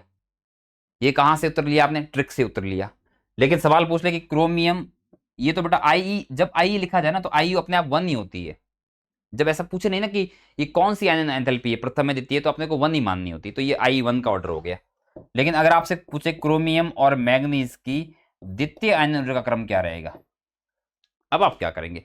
अब यह कोई ट्रिक व्रिक नहीं करनी है, अब आपको देखना कि इसमें से द्वितीय आयन ऊर्जा का मतलब कि दूसरा इलेक्ट्रॉन निकालना आपने को, यानी एक इलेक्ट्रॉन निकल चुका है। तो वैसे आप जानते हैं कि क्रोमी का विन्यास जो होता है वो होता है 4s1 3d5, और मैग्नीज का होता है 4s2 और 3d5, ये होता है। जो क्रोमियम और मैग्नीज है इसका अगर अपने को अगर IE2 कंपेयर करना है तो अपने को देखना पड़ेगा कि जो है इसमें किसका इलेक्ट्रॉन विन्यास ज्यादा स्थायी है। जिसका इलेक्ट्रॉनिक विन्यास ज्यादा स्थायी होगा उसमें से इलेक्ट्रॉन निकालना मुश्किल होगा, उसकी आयनन ऊर्जा का मान ज्यादा होगा, ठीक है। लेकिन ध्यान रहे दूसरे इलेक्ट्रॉन निकालने की बात कर रहे हैं हम, इसका मतलब क्रोमियम में और मैग्नीज में पहला इलेक्ट्रॉन निकल चुका है, यानी ये जो 4s1 है बेटा ये 0 हो चुका है, ठीक है। क्योंकि हम दूसरे वाले की बात करें, यानी एक इलेक्ट्रॉन हम ऑलरेडी निकाल चुके हैं, इसमें से एक निकाल चुके हैं, और 4s1 के अंदर भी यहाँ 4s2 में इलेक्ट्रॉन एक निकाल चुके हैं, यहाँ 4s1 बचा होगा। तो तुम मुझे बताओ कि अब इलेक्ट्रॉन निकालना किस में, देखो ये 4s ये तो खाली हो गया, 0 मतलब खाली हो गया, ये हमारे पास बचा इसका 3d5 और इसका इलेक्ट्रॉन निकलेगा 4s1 से। तो 3d5 में और 4s1 में से कौन सा इलेक्ट्रॉन निकलना मुश्किल होगा। जाहिर सी बात है बेटा 4s में इलेक्ट्रॉन निकालना आसान होता है, क्योंकि 4 वाली जो होती है ये बाहर होता है उपकोष, इसमें इलेक्ट्रॉन निकालना तुलनात्मक रूप से आसान होता है। जबकि 3d5 जो कि अर्धभरित उपकोष है, जो कि अधिक स्थायी उपकोष है, उसमें से इलेक्ट्रॉन निकालना मुश्किल है, यानी क्रोमियम में इलेक्ट्रॉन निकालने के लिए आपको ज्यादा ऊर्जा देनी पड़ेगी। दूसरा इलेक्ट्रॉन निकालने की बात कर रहा हूं मैं, ठीक है। पहला तो हो गया, पहले वाले के लिए तो मैग्नीज के लिए ज्यादा थी, लेकिन दूसरा इलेक्ट्रॉन निकालने के लिए फिर क्रोमियम में आपको ज्यादा ऊर्जा देनी पड़ेगी। तो इस तरह से I2 का मान निकल जाता है। तो I2 में जब भी सवाल आएगा, ऐसे सवाल पूछेंगे कि निम्न में से किसके लिए I2 का मान ज्यादा है, तो आपको ये देखना है कि एक एक इलेक्ट्रॉन सब में निकाल के जो भी ऑप्शन दे रखे उसमें एक इलेक्ट्रॉन निकालना, फिर देखना कि सबसे स्थायी विन्यास किसका है। जिसका स्थायी विन्यास होगा उसके लिए आपका I2 का मान सर्वाधिक हो जाएगा। बाकी I1 का मान तो ट्रिक से याद करना ही है आपको, ठीक है। इसके अलावा अगर आपसे पूछ ले कि I2 का मान न्यूनतम किसके लिए है, तो बेटा आपको क्या करना है कि जो भी 4 एलिमेंट, 5 एलिमेंट, 2 एलिमेंट दे रखे हो उनमें इलेक्ट्रॉन निकालने के बाद देखना कि सबसे स्थायी विन्यास किसका है। इलेक्ट्रॉन के निकालने के बाद में जिसका स्थायी विन्यास आता है उसके लिए I का मान न्यूनतम होता है, ठीक है। और इलेक्ट्रॉन निकालने से पहले जो इलेक्ट्रॉन जो विन्यास आपका अगर स्थायी होगा तो उसके लिए I2 का मान उच्चतम होगा। तो उच्चतम और न्यूनतम को इस प्रकार से कंपेयर अपन कर सकते हैं, ठीक है। बाकी यहाँ पर एक इंग्लिश में लाइन लिखी गई जिसका नीचे हिंदी ट्रांसलेशन कहा गया है, किसी विशेष ऑक्सीकरण अवस्था तक पहुंचने के लिए आयनीकरण ऊर्जा का योग जितना कम होगा उतनी ऑक्सीकरण अवस्था अधिक स्थायी होगी, ठीक है। जैसे मान लो यहाँ पे उदाहरण दिया कि अगर आपको निकल और प्लेटिनियम के लिए यहाँ इलेक्ट्रॉन 1 और 2 इलेक्ट्रॉन निकाले यानी +2 अवस्था में आए हैं, और यहाँ पर 1 2 3 4 इलेक्ट्रॉन निकाले यानी +4 अवस्था। अगर आपसे पूछे कि निकल और प्लेटिनियम के लिए +2 ऑक्सीजन अवस्था किसके लिए अधिक स्थायी होगी, तो निकल के लिए जो बेटा +2 अवस्था जो होगी यानी 2 इलेक्ट्रॉन निकालने के लिए जो ऊर्जा देनी पड़ रही है वो देनी पड़ रही है 2.49, जबकि प्लेटिनियम के लिए ऊर्जा देनी पड़ रही है 2.66। यानी निकल में 2 इलेक्ट्रॉन निकालने के लिए I1 और I2 का जो मान है बेटा वो कम है एज कंपेयर टू प्लेटिनम। इसका मतलब निकल के लिए 2 इलेक्ट्रॉन निकालना आसान है, यानी निकल की +2 अवस्था ज्यादा स्थायी। इसलिए यहाँ पे कंपाउंड जो दिए हुए बेटा इसमें निकल +2 में है और यहाँ पे प्लेटिनम +2 में, तो निकल 2+ जो है वो प्लेटिनम +2 से ज्यादा स्थायी होगा। लेकिन अगर हम चौथे इलेक्ट्रॉन की बात करें, +4 की बात करें, तो +4 के लिए निकल को +4 में पहुंचने के लिए 11.29 यानी 29 किलो जूल ऊर्जा देनी पड़ती है, जबकि प्लेटिनम को +4 तक पहुंचने के लिए 9.36 किलो जूल ऊर्जा देनी पड़ती है। इसका मतलब कि इस बार प्लेटिनम को ऊर्जा कम देनी पड़ रही है 4 इलेक्ट्रॉन निकालने के लिए। इसका मतलब निकल यहाँ +4 में और प्लेटिनम अगर +4 में हो तो प्लेटिनम की +4 अवस्था अधिक स्थायी होती है। तो +2 तो निकल की अधिक स्थायी होती है, लेकिन +4 प्लेटिनम की अधिक स्थायी होती है, ठीक है। आगे बढ़ते हैं, चुंबकीय गुण की बात करेगी बेटा। तो चुंबकीय गुण के अंदर ऐसा होता है कि पदार्थ को जो है चुंबकीय प्रकृति के आधार पर या चुंबकीय व्यवहार के आधार पर 2 भागों में बांटा गया है। एक होता हमारे पास में प्रतिचुंबकीय और एक होता अनुचुंबकीय। अगर किसी के पास में सारे इलेक्ट्रॉन युग्मित है, सबके सब इलेक्ट्रॉन पेयर के अंदर है, सारे इलेक्ट्रॉन युग्म के अंदर है, तो उसको बोलेंगे प्रतिचुंबकीय। प्रतिचुंबकीय जो होता है ये चुंबकीय क्षेत्र में प्रतिकर्षित होता है, ये चुंबकीय क्षेत्र में प्रतिकर्षित होता है, इसलिए इसको बोलते हैं प्रतिचुंबकीय। और अगर मान लो किसी पदार्थ में इलेक्ट्रॉन आपके पास में अयुग्मित है तो उसको हम अनुचुंबकीय बोलेंगे, और अनुचुंबकीय जो होता है ये चुंबकीय क्षेत्र में आकर्षित होता है, ये मैग्नेटिक फील्ड के अंदर आकर्षित होता है।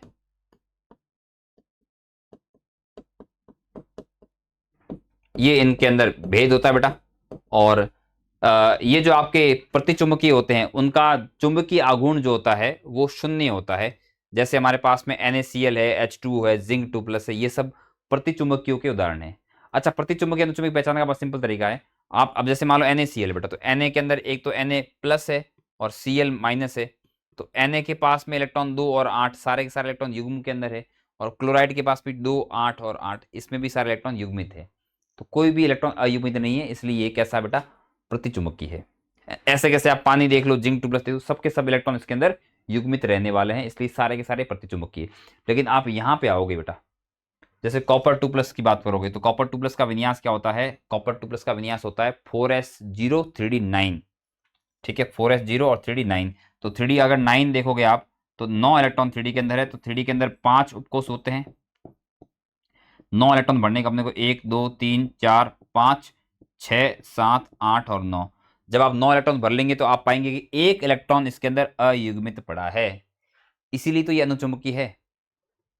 इसीलिए इसका जो चुंबकीय आघूर्ण है उसका मान 0 नहीं आएगा, कोई ना कोई मान आएगा, ठीक है। तो इस तरह से Fe3+ हो गया, Cr3+ हो गया, ऑक्सीजन का मॉलिक्यूल जो होता है वो भी एमओटी के अनुसार जो है अनुचुंबकीय होता है। तो ये सब अनुचुंबकीय अणु है और ये सब आपके पास में प्रतिचुंबकीय यौगिक है, ठीक है।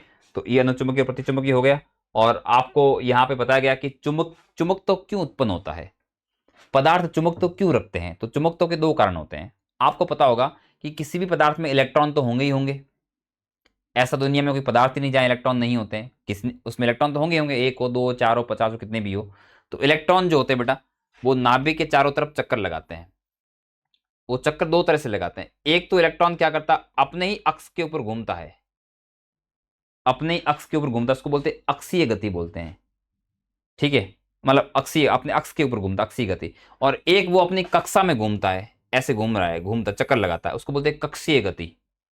ठीक है, अक्षीय गति को जो है चक्रीय गति भी बोल सकते हैं आप चाहो तो। ठीक है, तो चुंबक तो दो प्रकार से उत्पन्न होता है। पहली बात, चुंबक तो उत्पन्न होने की वजह क्या होती है कि कोई भी गतिमान आवेशित कण होगा तो वो चुंबकीय क्षेत्र उत्पन्न करेगा। मान लो किसी कण के ऊपर आवेश है, जैसे इलेक्ट्रॉन के ऊपर ऋणावेश होता है, जैसे प्रोटॉन पे धनावेश होता है, जैसे अल्फा कण के ऊपर धनावेश होता है। तो कोई भी आवेशित कण हो, चाहे माइनस वाला हो चाहे प्लस वाला हो, अगर वो गति करेगा तो चुंबकीय क्षेत्र उत्पन्न करेगा। तो इलेक्ट्रॉन भी तो आवेशित कण होता है, तो इलेक्ट्रॉन जब गति करेगा तो वो चुंबकीय क्षेत्र उत्पन्न करेगा। इलेक्ट्रॉन की दो प्रकार की गति होती है, एक तो वो नाभिक के चारों ओर गति करता है जिसको हम कक्षीय गति बोलते हैं, और एक वो अपनी धुरी पर घूर्णन करता है जिसको हम चक्रीय या फिर अक्षीय गति कहा करते हैं, है ना। ये कक्षीय और इसको अक्षीय बोलते हैं। अक्ष कक्ष दो अलग अलग शब्द है। ठीक है, ये दो गतियां जो होती है ये अयुग्मित इलेक्ट्रॉन वाले पदार्थों में चुंबकीय आघूर्ण को जन्म देती है। ये दो प्रकार की गतियां जो होती है, एक तो चक्रीय और एक जो आपकी कक्षीय गति होती है, इनकी वजह से आपके पास में चुंबकत्व उत्पन्न होता है। लेकिन तभी उत्पन्न होगा जब आपके पास में इलेक्ट्रॉन क्या हो बेटा, अयुग्मित हो। क्योंकि अगर इलेक्ट्रॉन युग्मित हो गए तो उनकी जो चुंबकत्व है वो कैंसिल आउट हो जाएगा। क्योंकि युग्मित इलेक्ट्रॉन में क्या होता है बेटा, एक तो क्लॉकवाइज घूमता है, एक एंटी क्लॉकवाइज घूमता है, तो एक दूसरे के चुंबकीय आघूर्ण को वो कैंसिल आउट कर लेते हैं, निरस्त कर लेते हैं। ठीक है, आगे बढ़ते हैं। चुंबकीय आघूर्ण निकालने के लिए हमारे पास फॉर्मूला होता है 4s s+1, मतलब अंडर रूट में 4s s+1 l l+1। यहां पर जो s और l है बेटा, ये s तो है स्पिन क्वांटम संख्या का योग। स्पिन क्वांटम संख्या आपने पढ़ा होगा फिजिकल के अंदर, स्पिन क्वांटम संख्या और कौन सी होती है, एक चक्रण क्वांटम संख्या, 4 प्रकार की होती है, मुख्य क्वांटम संख्या वगैरह। तो ये जो s होता है कैपिटल S, ये स्पिन क्वांटम संख्याओं का योग होता है, और जो कैपिटल L होता है ये कक्षीय संवेग क्वांटम संख्या का योग होता है।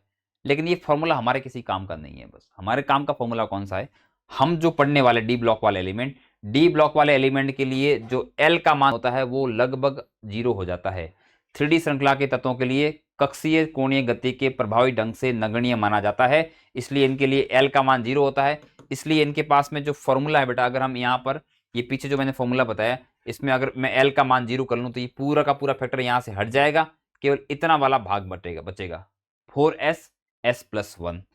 ठीक है, तो ये बचेगा 4s s+1। अब देखो ये जो s होता है ना बेटा, s स्पिन क्वांटम संख्या का जो योग होता है ये बेटा n बराबर 2 के बराबर होता है, n/2 के बराबर होता है। ठीक है, ये n क्या होता है, n होता है अयुग्मित इलेक्ट्रॉन, n होता है अयुग्मित इलेक्ट्रॉन। ठीक है, तो आप जो है यहां s की जगह पर अगर n/2 करोगे तो हमारे पास में ये फॉर्मूला आएगा, और यही फॉर्मूला हमारे काम का है। हमें चुंबकीय आघूर्ण पूछेगा बेटा तो हमें ये फॉर्मूला यूज करना है। यहां पर जो n है वो क्या है, अयुग्मित इलेक्ट्रॉन है। बस इतनी सी कहानी है। ठीक है, यहां पे क्या लिखा गया है, ये μs, ये है चक्रण चुंबकीय आघूर्ण, इसको चक्रण चुंबकीय आघूर्ण कहते हैं, चक्रण चुंबकीय आघूर्ण इसको कहते हैं। और अगर बेटा चक्रण नहीं भी लिखा हो तो भी हम चक्रण वाला ही मानेंगे, और हम यही फॉर्मूला लगाने वाले हैं। और यहां पर n का मतलब होता है अयुग्मित इलेक्ट्रॉन, और अयुग्मित इलेक्ट्रॉन निकालने के लिए आपको क्या करना पड़ता है, विन्यास लिख के देखना पड़ता है कि कितने अयुग्मित इलेक्ट्रॉन हैं, इस प्रकार से। ठीक है, तो अगर हम इसके कुछ एग्जाम्पल करें, जैसे मान लो आपसे पूछ ले कि बताओ Fe2+ है, Fe2+ के लिए चुंबकीय आघूर्ण का मान कितना होगा, म्यू का मान कितना होगा। तो आप क्या करेंगे, म्यू के लिए फॉर्मूला क्या लगाएंगे बेटा, n+2 अंडर रूट, पीछे इसकी इकाई होती है बोहर मैग्नेटॉन, ये फॉर्मूला आप यूज करेंगे। तो पहले अपने को n निकालना पड़ेगा, तो Fe2+ में n कितना होगा, Fe2+ का विन्यास होता है आर्गन 4s0 3d6, ये होता है 3d6 का मतलब होता है कि d में इसके पास में 6 इलेक्ट्रॉन है। तो 1 2 3 4 5 और 6 इलेक्ट्रॉन जब भर देंगे तो इसके पास में 4 इलेक्ट्रॉन जो है ये वाले, ये 4 बेटा अयुग्मित इलेक्ट्रॉन रहेंगे, यानी इसका n का मान 4 हो गया। तो ये n की 4 वैल्यू यहाँ पे पुट करेंगे अपन, यहाँ पे इसकी n की 4 वैल्यू पुट करेंगे, 4 4 + 2 करके इसको करेंगे तो 4 2 6 6 × 4 24, तो ये √24 आ जाएगा। ठीक है, और √24 का अगर आप मान निकालोगे बेटा तो लगभग ये 4 पॉइंट समथिंग आ जाएगा, 4.9 के आसपास ऐसा कुछ आ जाएगा, 4.9 बोर मैग्नेट्रॉन। इस तरह से आप किसी का भी चुंबकीय आघूर्ण निकाल सकते हो। ठीक है, यहां पे कुछ आपको उदाहरण दिए गए हैं कि अगर 0 अनपेयर्ड इलेक्ट्रॉन हो तो फॉर्मूले में 0 पुट करेंगे तो चुंबकीय आघूर्ण जो है, ये क्षण नहीं है बेटा, आघूर्ण है, ये चुंबकीय आघूर्ण जो है वो 0 आ जाएगा। अगर एक अनपेयर्ड इलेक्ट्रॉन हो तो चुंबकीय आघूर्ण का मान आएगा 1.71। ऐसे सभी का वैल्यू दे रखी है और इसके क्या क्या संभावित मान आ सकते हैं वो निकाला गया है यहाँ पर। ठीक है, और यहाँ पे एग्जाम्पल भी दिया गया कि ये जो है आपके सामने स्कैंडियम, टाइटेनियम, वेनेडियम वगैरह है, ये अगर सभी +2 अवस्था में हो, ये सभी अगर +2 अवस्था में हो, यानी उनके ऊपर +2 आवेश हो अगर सभी के ऊपर, तो इनके अंदर अयुग्मित इलेक्ट्रॉन की संख्या आपको निकालने की जरूरत नहीं है, डायरेक्ट ट्रिक से आप याद कर सकते हो। और ट्रिक ये होती है कि 1 2 3 4 5 6 7 8 9 10 ये इनके डी इलेक्ट्रॉन है। हमें अपने को डी इलेक्ट्रॉन नहीं देखने, अपने को देखने कि अयुग्मित इलेक्ट्रॉन कितने हैं। तो स्कैंडियम 2+ में होता है 1, इसमें 2, इसमें 3 4 5, 5 के बाद वापस 4 3 2 1 0 ऐसे। अब सवाल ये पूछोगे सर जरूरी थोड़ी कि स्कैंडियम 2+ का ही पूछेंगे, जरूरी थोड़ी मैग्नीज 2+ का पूछेंगे, 3+ पूछते। बेटा 99% जब क्वेश्चन आएंगे ना तो ये 2+ अवस्था वाला ही पूछते हैं, इसलिए ये ट्रिक काम आ जाएगी अपने डायरेक्ट। लेकिन खैर अपने को तो ट्रिक नहीं भी याद रखोगे तो अपने को तो कंसेप्ट से भी निकालना आता है, अपन तो डायरेक्टली अयुग्मित इलेक्ट्रॉन निकाल लेंगे और उसको n वाले फॉर्मूले में पुट करके निकाल के देख लेंगे, अपने ऐसा भी कर सकते हैं, कोई रोक टोक नहीं है। अब देखो डी ब्लॉक के एलिमेंट जो होते हैं उनके उत्प्रेरक गुण होते हैं। बहुत सारी केमिकल रिएक्शन ऐसी होती है जहां पर डी ब्लॉक के एलिमेंट उत्प्रेरक की भांति काम करते हैं। उत्प्रेरक ऐसा तत्व होता है, ऐसा पदार्थ होता है जो रासायनिक अभिक्रिया की दर को बढ़ा देता है, उसको हम उत्प्रेरक बोलते हैं। ठीक है, तो डी ब्लॉक के तत्व जो होते हैं कई संक्रमण धातुएं और उनके यौगिक उत्प्रेरक गतिविधि दिखाते हैं, उत्प्रेरक एक्टिविटी दिखाते हैं। ठीक है, इनके उत्प्रेरक के गुण के 2 कारण होते हैं। पूछेंगे सवाल आपसे कि डी ब्लॉक के एलिमेंट उत्प्रेरक की गुण क्यों दिखाते हैं, तो 2 कारण ये होता है कि ये जो है एक से अधिक ऑक्सीजन अवस्था दिखा सकते हैं। डी ब्लॉक के जो एलिमेंट होते हैं उनकी ऑक्सीजन अवस्था जो है वो एक से अधिक प्रकार की हो सकती है। जैसे मान लो सोडियम की बात करें, सोडियम डी ब्लॉक का नहीं है, वो एस ब्लॉक का है, तो सोडियम की अवस्था होती है +1, तो +1 तो +1 ही होती, कभी +2 +3 नहीं दिखाता है। लेकिन डी ब्लॉक में ऐसा होता है कि आयरन, मान लो डी ब्लॉक का आयरन ले ले, Fe ले ले, तो Fe +2 भी दिखाता है, +3 भी दिखाता है, +4 भी दिखाता है, यानी एक से अधिक ऑक्सीजन अवस्था दिखाते हैं। तो एक से अधिक ऑक्सीजन अवस्था दिखाने वाला जो इनका गुण होता है वो उनके उत्प्रेरक के गुण दिखाने में सहायक होता है। तो एक तो कारण ये हो गया। दूसरा कारण ये होगा कि संकुल बना सकते हैं। संकुल आपने देखा होगा कोऑर्डिनेशन केमिस्ट्री में जो ब्रैकेट वाले कंपाउंड होते हैं, देखा होगा आपने इस प्रकार से, अभी जो हमने पढ़ा था NiCl4 वगैरह 2-, ये जो ब्रैकेट वाले ऐसे कंपाउंड होते हैं इनको संकुल बोलते हैं।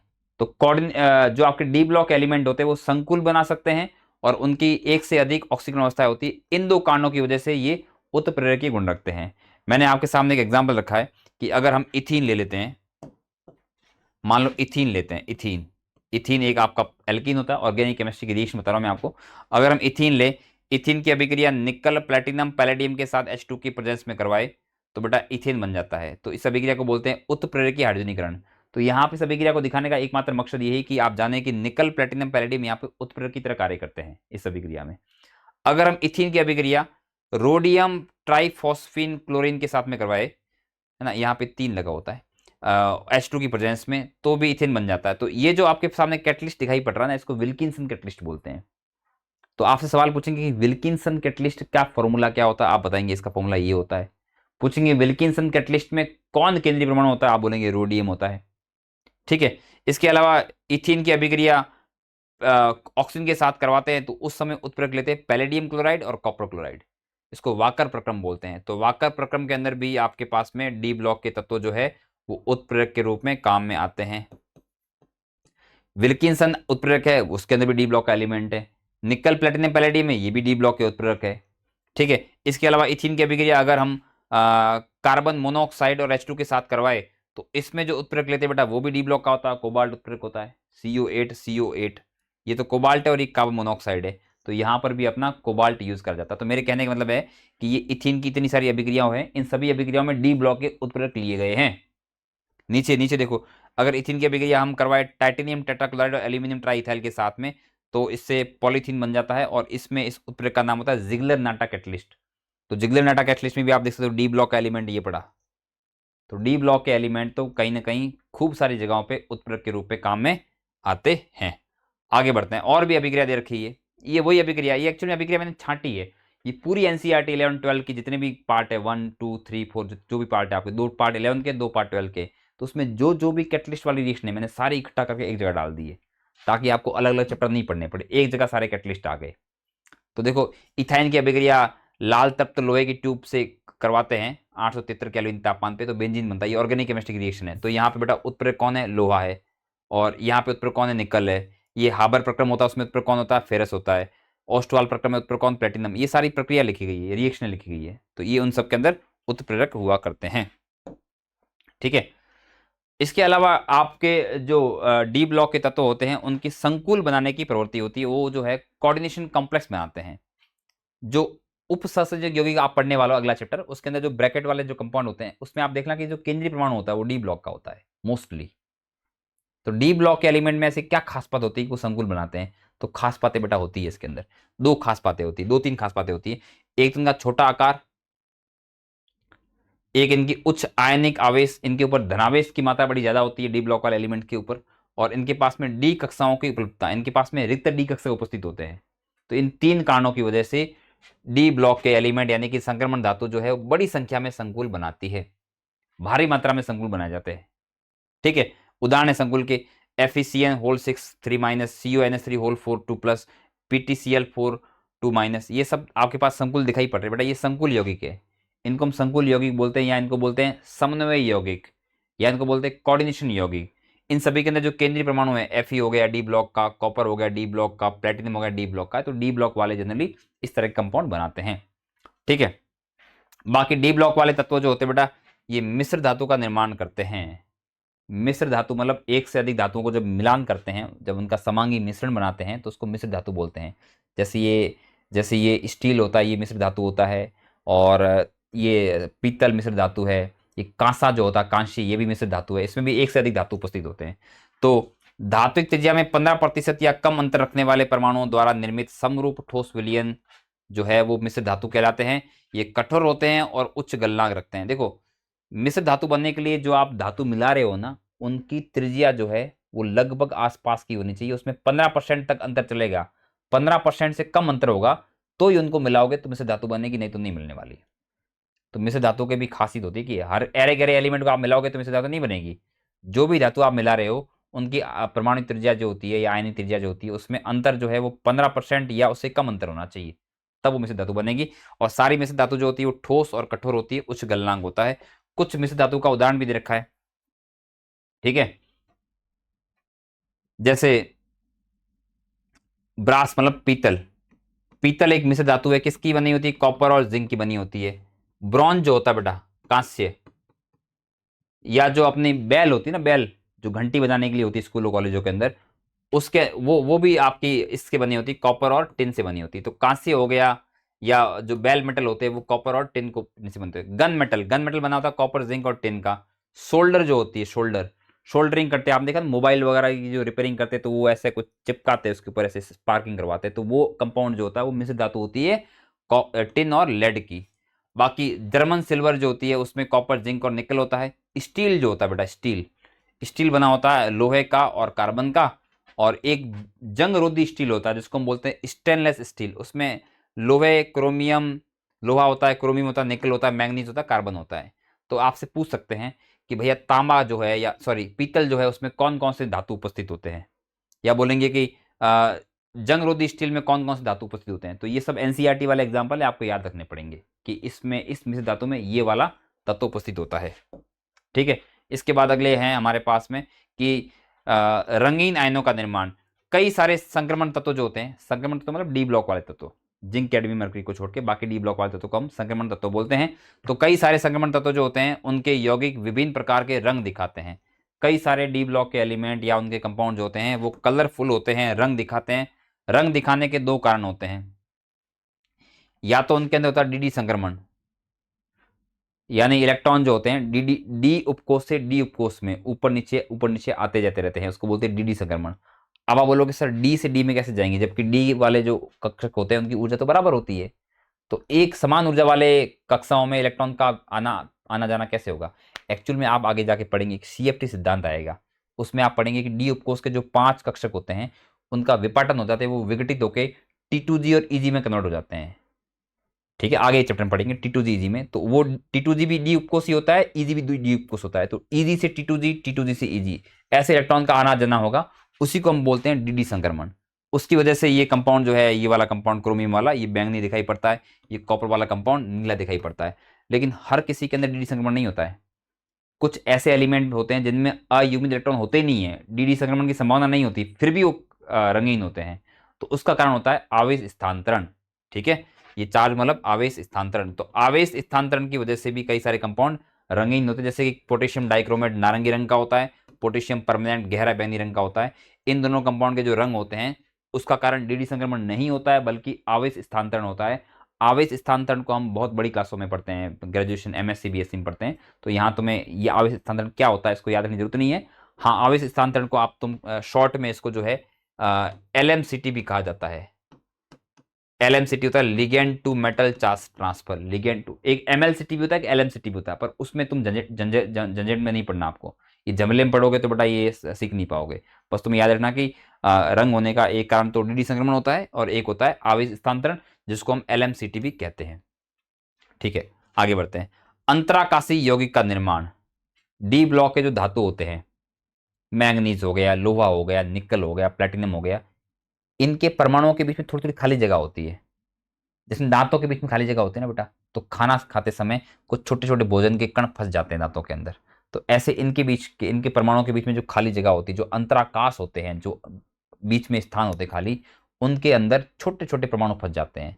छोटे परमाणु कौन से? जैसे हाइड्रोजन हो गया, बोरॉन हो गया, कार्बन हो गया, वो परमाणु फंस जाते हैं, धंस जाते हैं। तो जब किसी डी ब्लॉक के तत्वों के परमाणुओं के बीच की जगह में कोई छोटे परमाणु फंस जाते हैं, तब जो यौगिक बनता है उसको बोलते हैं अंतराकाशी यौगिक। ठीक है, अंतराकाशी यौगिक। हाइड्रोजन, कार्बन या नाइट्रोजन जैसे छोटे परमाणु संक्रमण धातुओं के क्रिस्टल लैटिस के अंदर समावेशित हो जाते हैं, फंस जाते हैं, तो उनको अंतराकाशी यौगिक कहते हैं। और अंतराकाशी यौगिक जो होते हैं बेटा, ये अरस समीकरणीय होते हैं। इसको ठीक से लिख देते हैं, अरस समीकरणीय,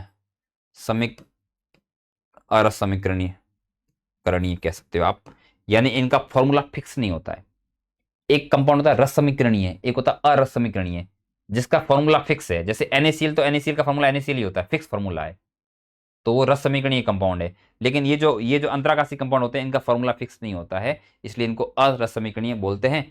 और ये ना तो पूरी तरह से आयनिक होते हैं और ना ही संयोजक होते हैं, इनमें दोनों गुण होते हैं। ठीक है, कठोर होते हैं, इनका गलनांक उच्च होता है, और शुद्ध धातु से भी इनका गलनांक ज्यादा होता है, विद्युत के चालक होते हैं, और रासायनिक रूप से निष्क्रिय होते हैं, यानी कोई केमिकल रिएक्शन नहीं करते हैं। इनके कुछ उदाहरण दे रखे, titanium carbide, Mn4n, Fe3H, VH 0.56, TiH 1.7, इस तरह से। ये देख रहे हो ना, 0.56 वगैरह इस प्रकार की इनका अनुपात रह रहा, कोई फिक्स अनुपात नहीं है। ये 0.56 की जगह 0.57 भी हो सकता है एक तरह से। ठीक है, ऑक्सीजन अवस्था की बात करें बेटा, तो संक्रमण तत्व जो होते हैं वो परिवर्तनशील या एकाधिक ऑक्सीजन अवस्था दिखाते हैं। एकाधिक मतलब एक से अधिक प्रकार की ऑक्सीजन अवस्था दिखाते हैं। S ब्लॉक और P ब्लॉक वाले होते हैं, खासतौर पे S ब्लॉक वाले धातु जो होते हैं वो तो एक ही ऑक्सीजन अवस्था दिखाते हैं, एक ही प्रकार की। लेकिन D ब्लॉक वाले जो होते हैं उनके पास में रिक्त D कक्षक होते हैं या D अपूरित कक्षक होते हैं। इसकी वजह से वो एक से अधिक प्रकार की ऑक्सीजन अवस्था दिखाते हैं। जैसे हम बात करें स्कैंडियम की बेटा, तो स्कैंडियम +3 दिखाता है। स्कैंडियम तो +3 दिखाएगा, लेकिन टाइटेनियम है ना बेटा, वो +2 भी दिखाएगा, +3 भी दिखाएगा, +4, ये तीनों अवस्थाएं दिखाता है। वेनेडियम तो +2, +3, +4, +5, +6, ये इतनी सारी अवस्थाएं दिखाता है। क्रोमियम की तो बात ही छोड़ो, क्रोमियम तो अपने पास में नहीं, ये तो 5 तक दिखाता है। क्रोमियम दिखाता है +2, +3, +4, +5 और +6। मैंगनीज तो +2 से लगाकर +7 तक की सभी अवस्था दिखाता है, +2 भी दिखाता है, +3, +4, 5, 6, 7 सारी दिखाता अवस्था है। Fe दिखाता +2, +3, +4, +6, 5 नहीं दिखाता है। कोबाल्ट दिखाता है +2, +3, ये भी +2, +3। कॉपर +1, +2, जिंक केवल +2। तो ये इनकी ऑक्सीजन अवस्था है। तो देखो, स्टार्टिंग वाला कम दिखाता है, फिर ज्यादा, फिर ज्यादा, फिर बहुत ज्यादा, फिर वापस कम कम कम कम कम, यानी हम डी 3D श्रेणी में लेफ्ट टू राइट आते हैं तो ऑक्सीकरण अवस्थाओं की संख्या जो है वो पहले कम कम फिर बढ़ती है फिर वापस कम होती है, मतलब पहले बढ़ती है फिर कम हो जाती है। ठीक है, तो भैया ऐसा क्यों हो रहा है, यहाँ पे इतनी ज्यादा क्यों है? तो जितने ज्यादा अयुग्मित डी इलेक्ट्रॉन होते हैं, जितने ज्यादा अयुग्मित इलेक्ट्रॉन होते हैं उतनी ही ज्यादा ऑक्सीजन अवस्था दिखाई जाती है। ठीक है, तो मैग्नीज में 3d5 होता है, इसलिए मैग्नीज हाईएस्ट दिखाता है। ठीक, फिर जैसे जैसे डी इलेक्ट्रॉन जो है अयुग्मित उनकी संख्या में कमी आएगी तो ऑक्सीजन अवस्था भी कम दिखाने लग जाएंगे। ठीक है, उसके बाद में बेटा नेक्स्ट, जो एलिमेंट होते हैं उनकी जो कम ऑक्सीजन अवस्था जो होती है, कई सारे एलिमेंट +1 या 0 भी दिखा देते हैं। जैसे कुछ मेटल जो होते हैं, जैसे NiCO4 है, NiCO4 में निकल की अवस्था 0 है, तो 0 जो है ना निम्न ऑक्सीजन अवस्था है। भाई मेटल है तो माइनस तो दिखा नहीं सकते हैं, या तो प्लस दिखाएंगे या कभी कभार 0 दिखाएंगे। तो प्लस तो ठीक है, लेकिन 0 बहुत निम्न हो जाएगी, 0 बहुत कम हो जाएगी। तो 0 ये दिखाते नहीं है, और तभी दिखाएंगे जब इनके साथ में जो लगा हुआ कंपाउंड हो, जो लगा हुआ ग्रुप हो, ये इनको बहुत स्ट्रांगली बॉन्डिंग बनाता हो इनके साथ में, तभी 0 दिखाएंगे, अन्यथा 0 नहीं दिखाते ये। तो जैसे NiCO4 होना, इसमें खास बात ये होती है कि निकल की और CO की जब बॉन्डिंग होती है बेटा, निकल की और जब CO की बॉन्डिंग होती है तो C अपनी लोन पेयर निकल को देता है। ठीक है, लेकिन निकल अपनी लोन पेयर को C को वापस दे देता है, C के एंटी बॉन्डिंग में। तो ये इसको इलेक्ट्रॉन देता है, ये इसको इलेक्ट्रॉन देता है, एक तरह से सिनर्जिक इफेक्ट करते हैं।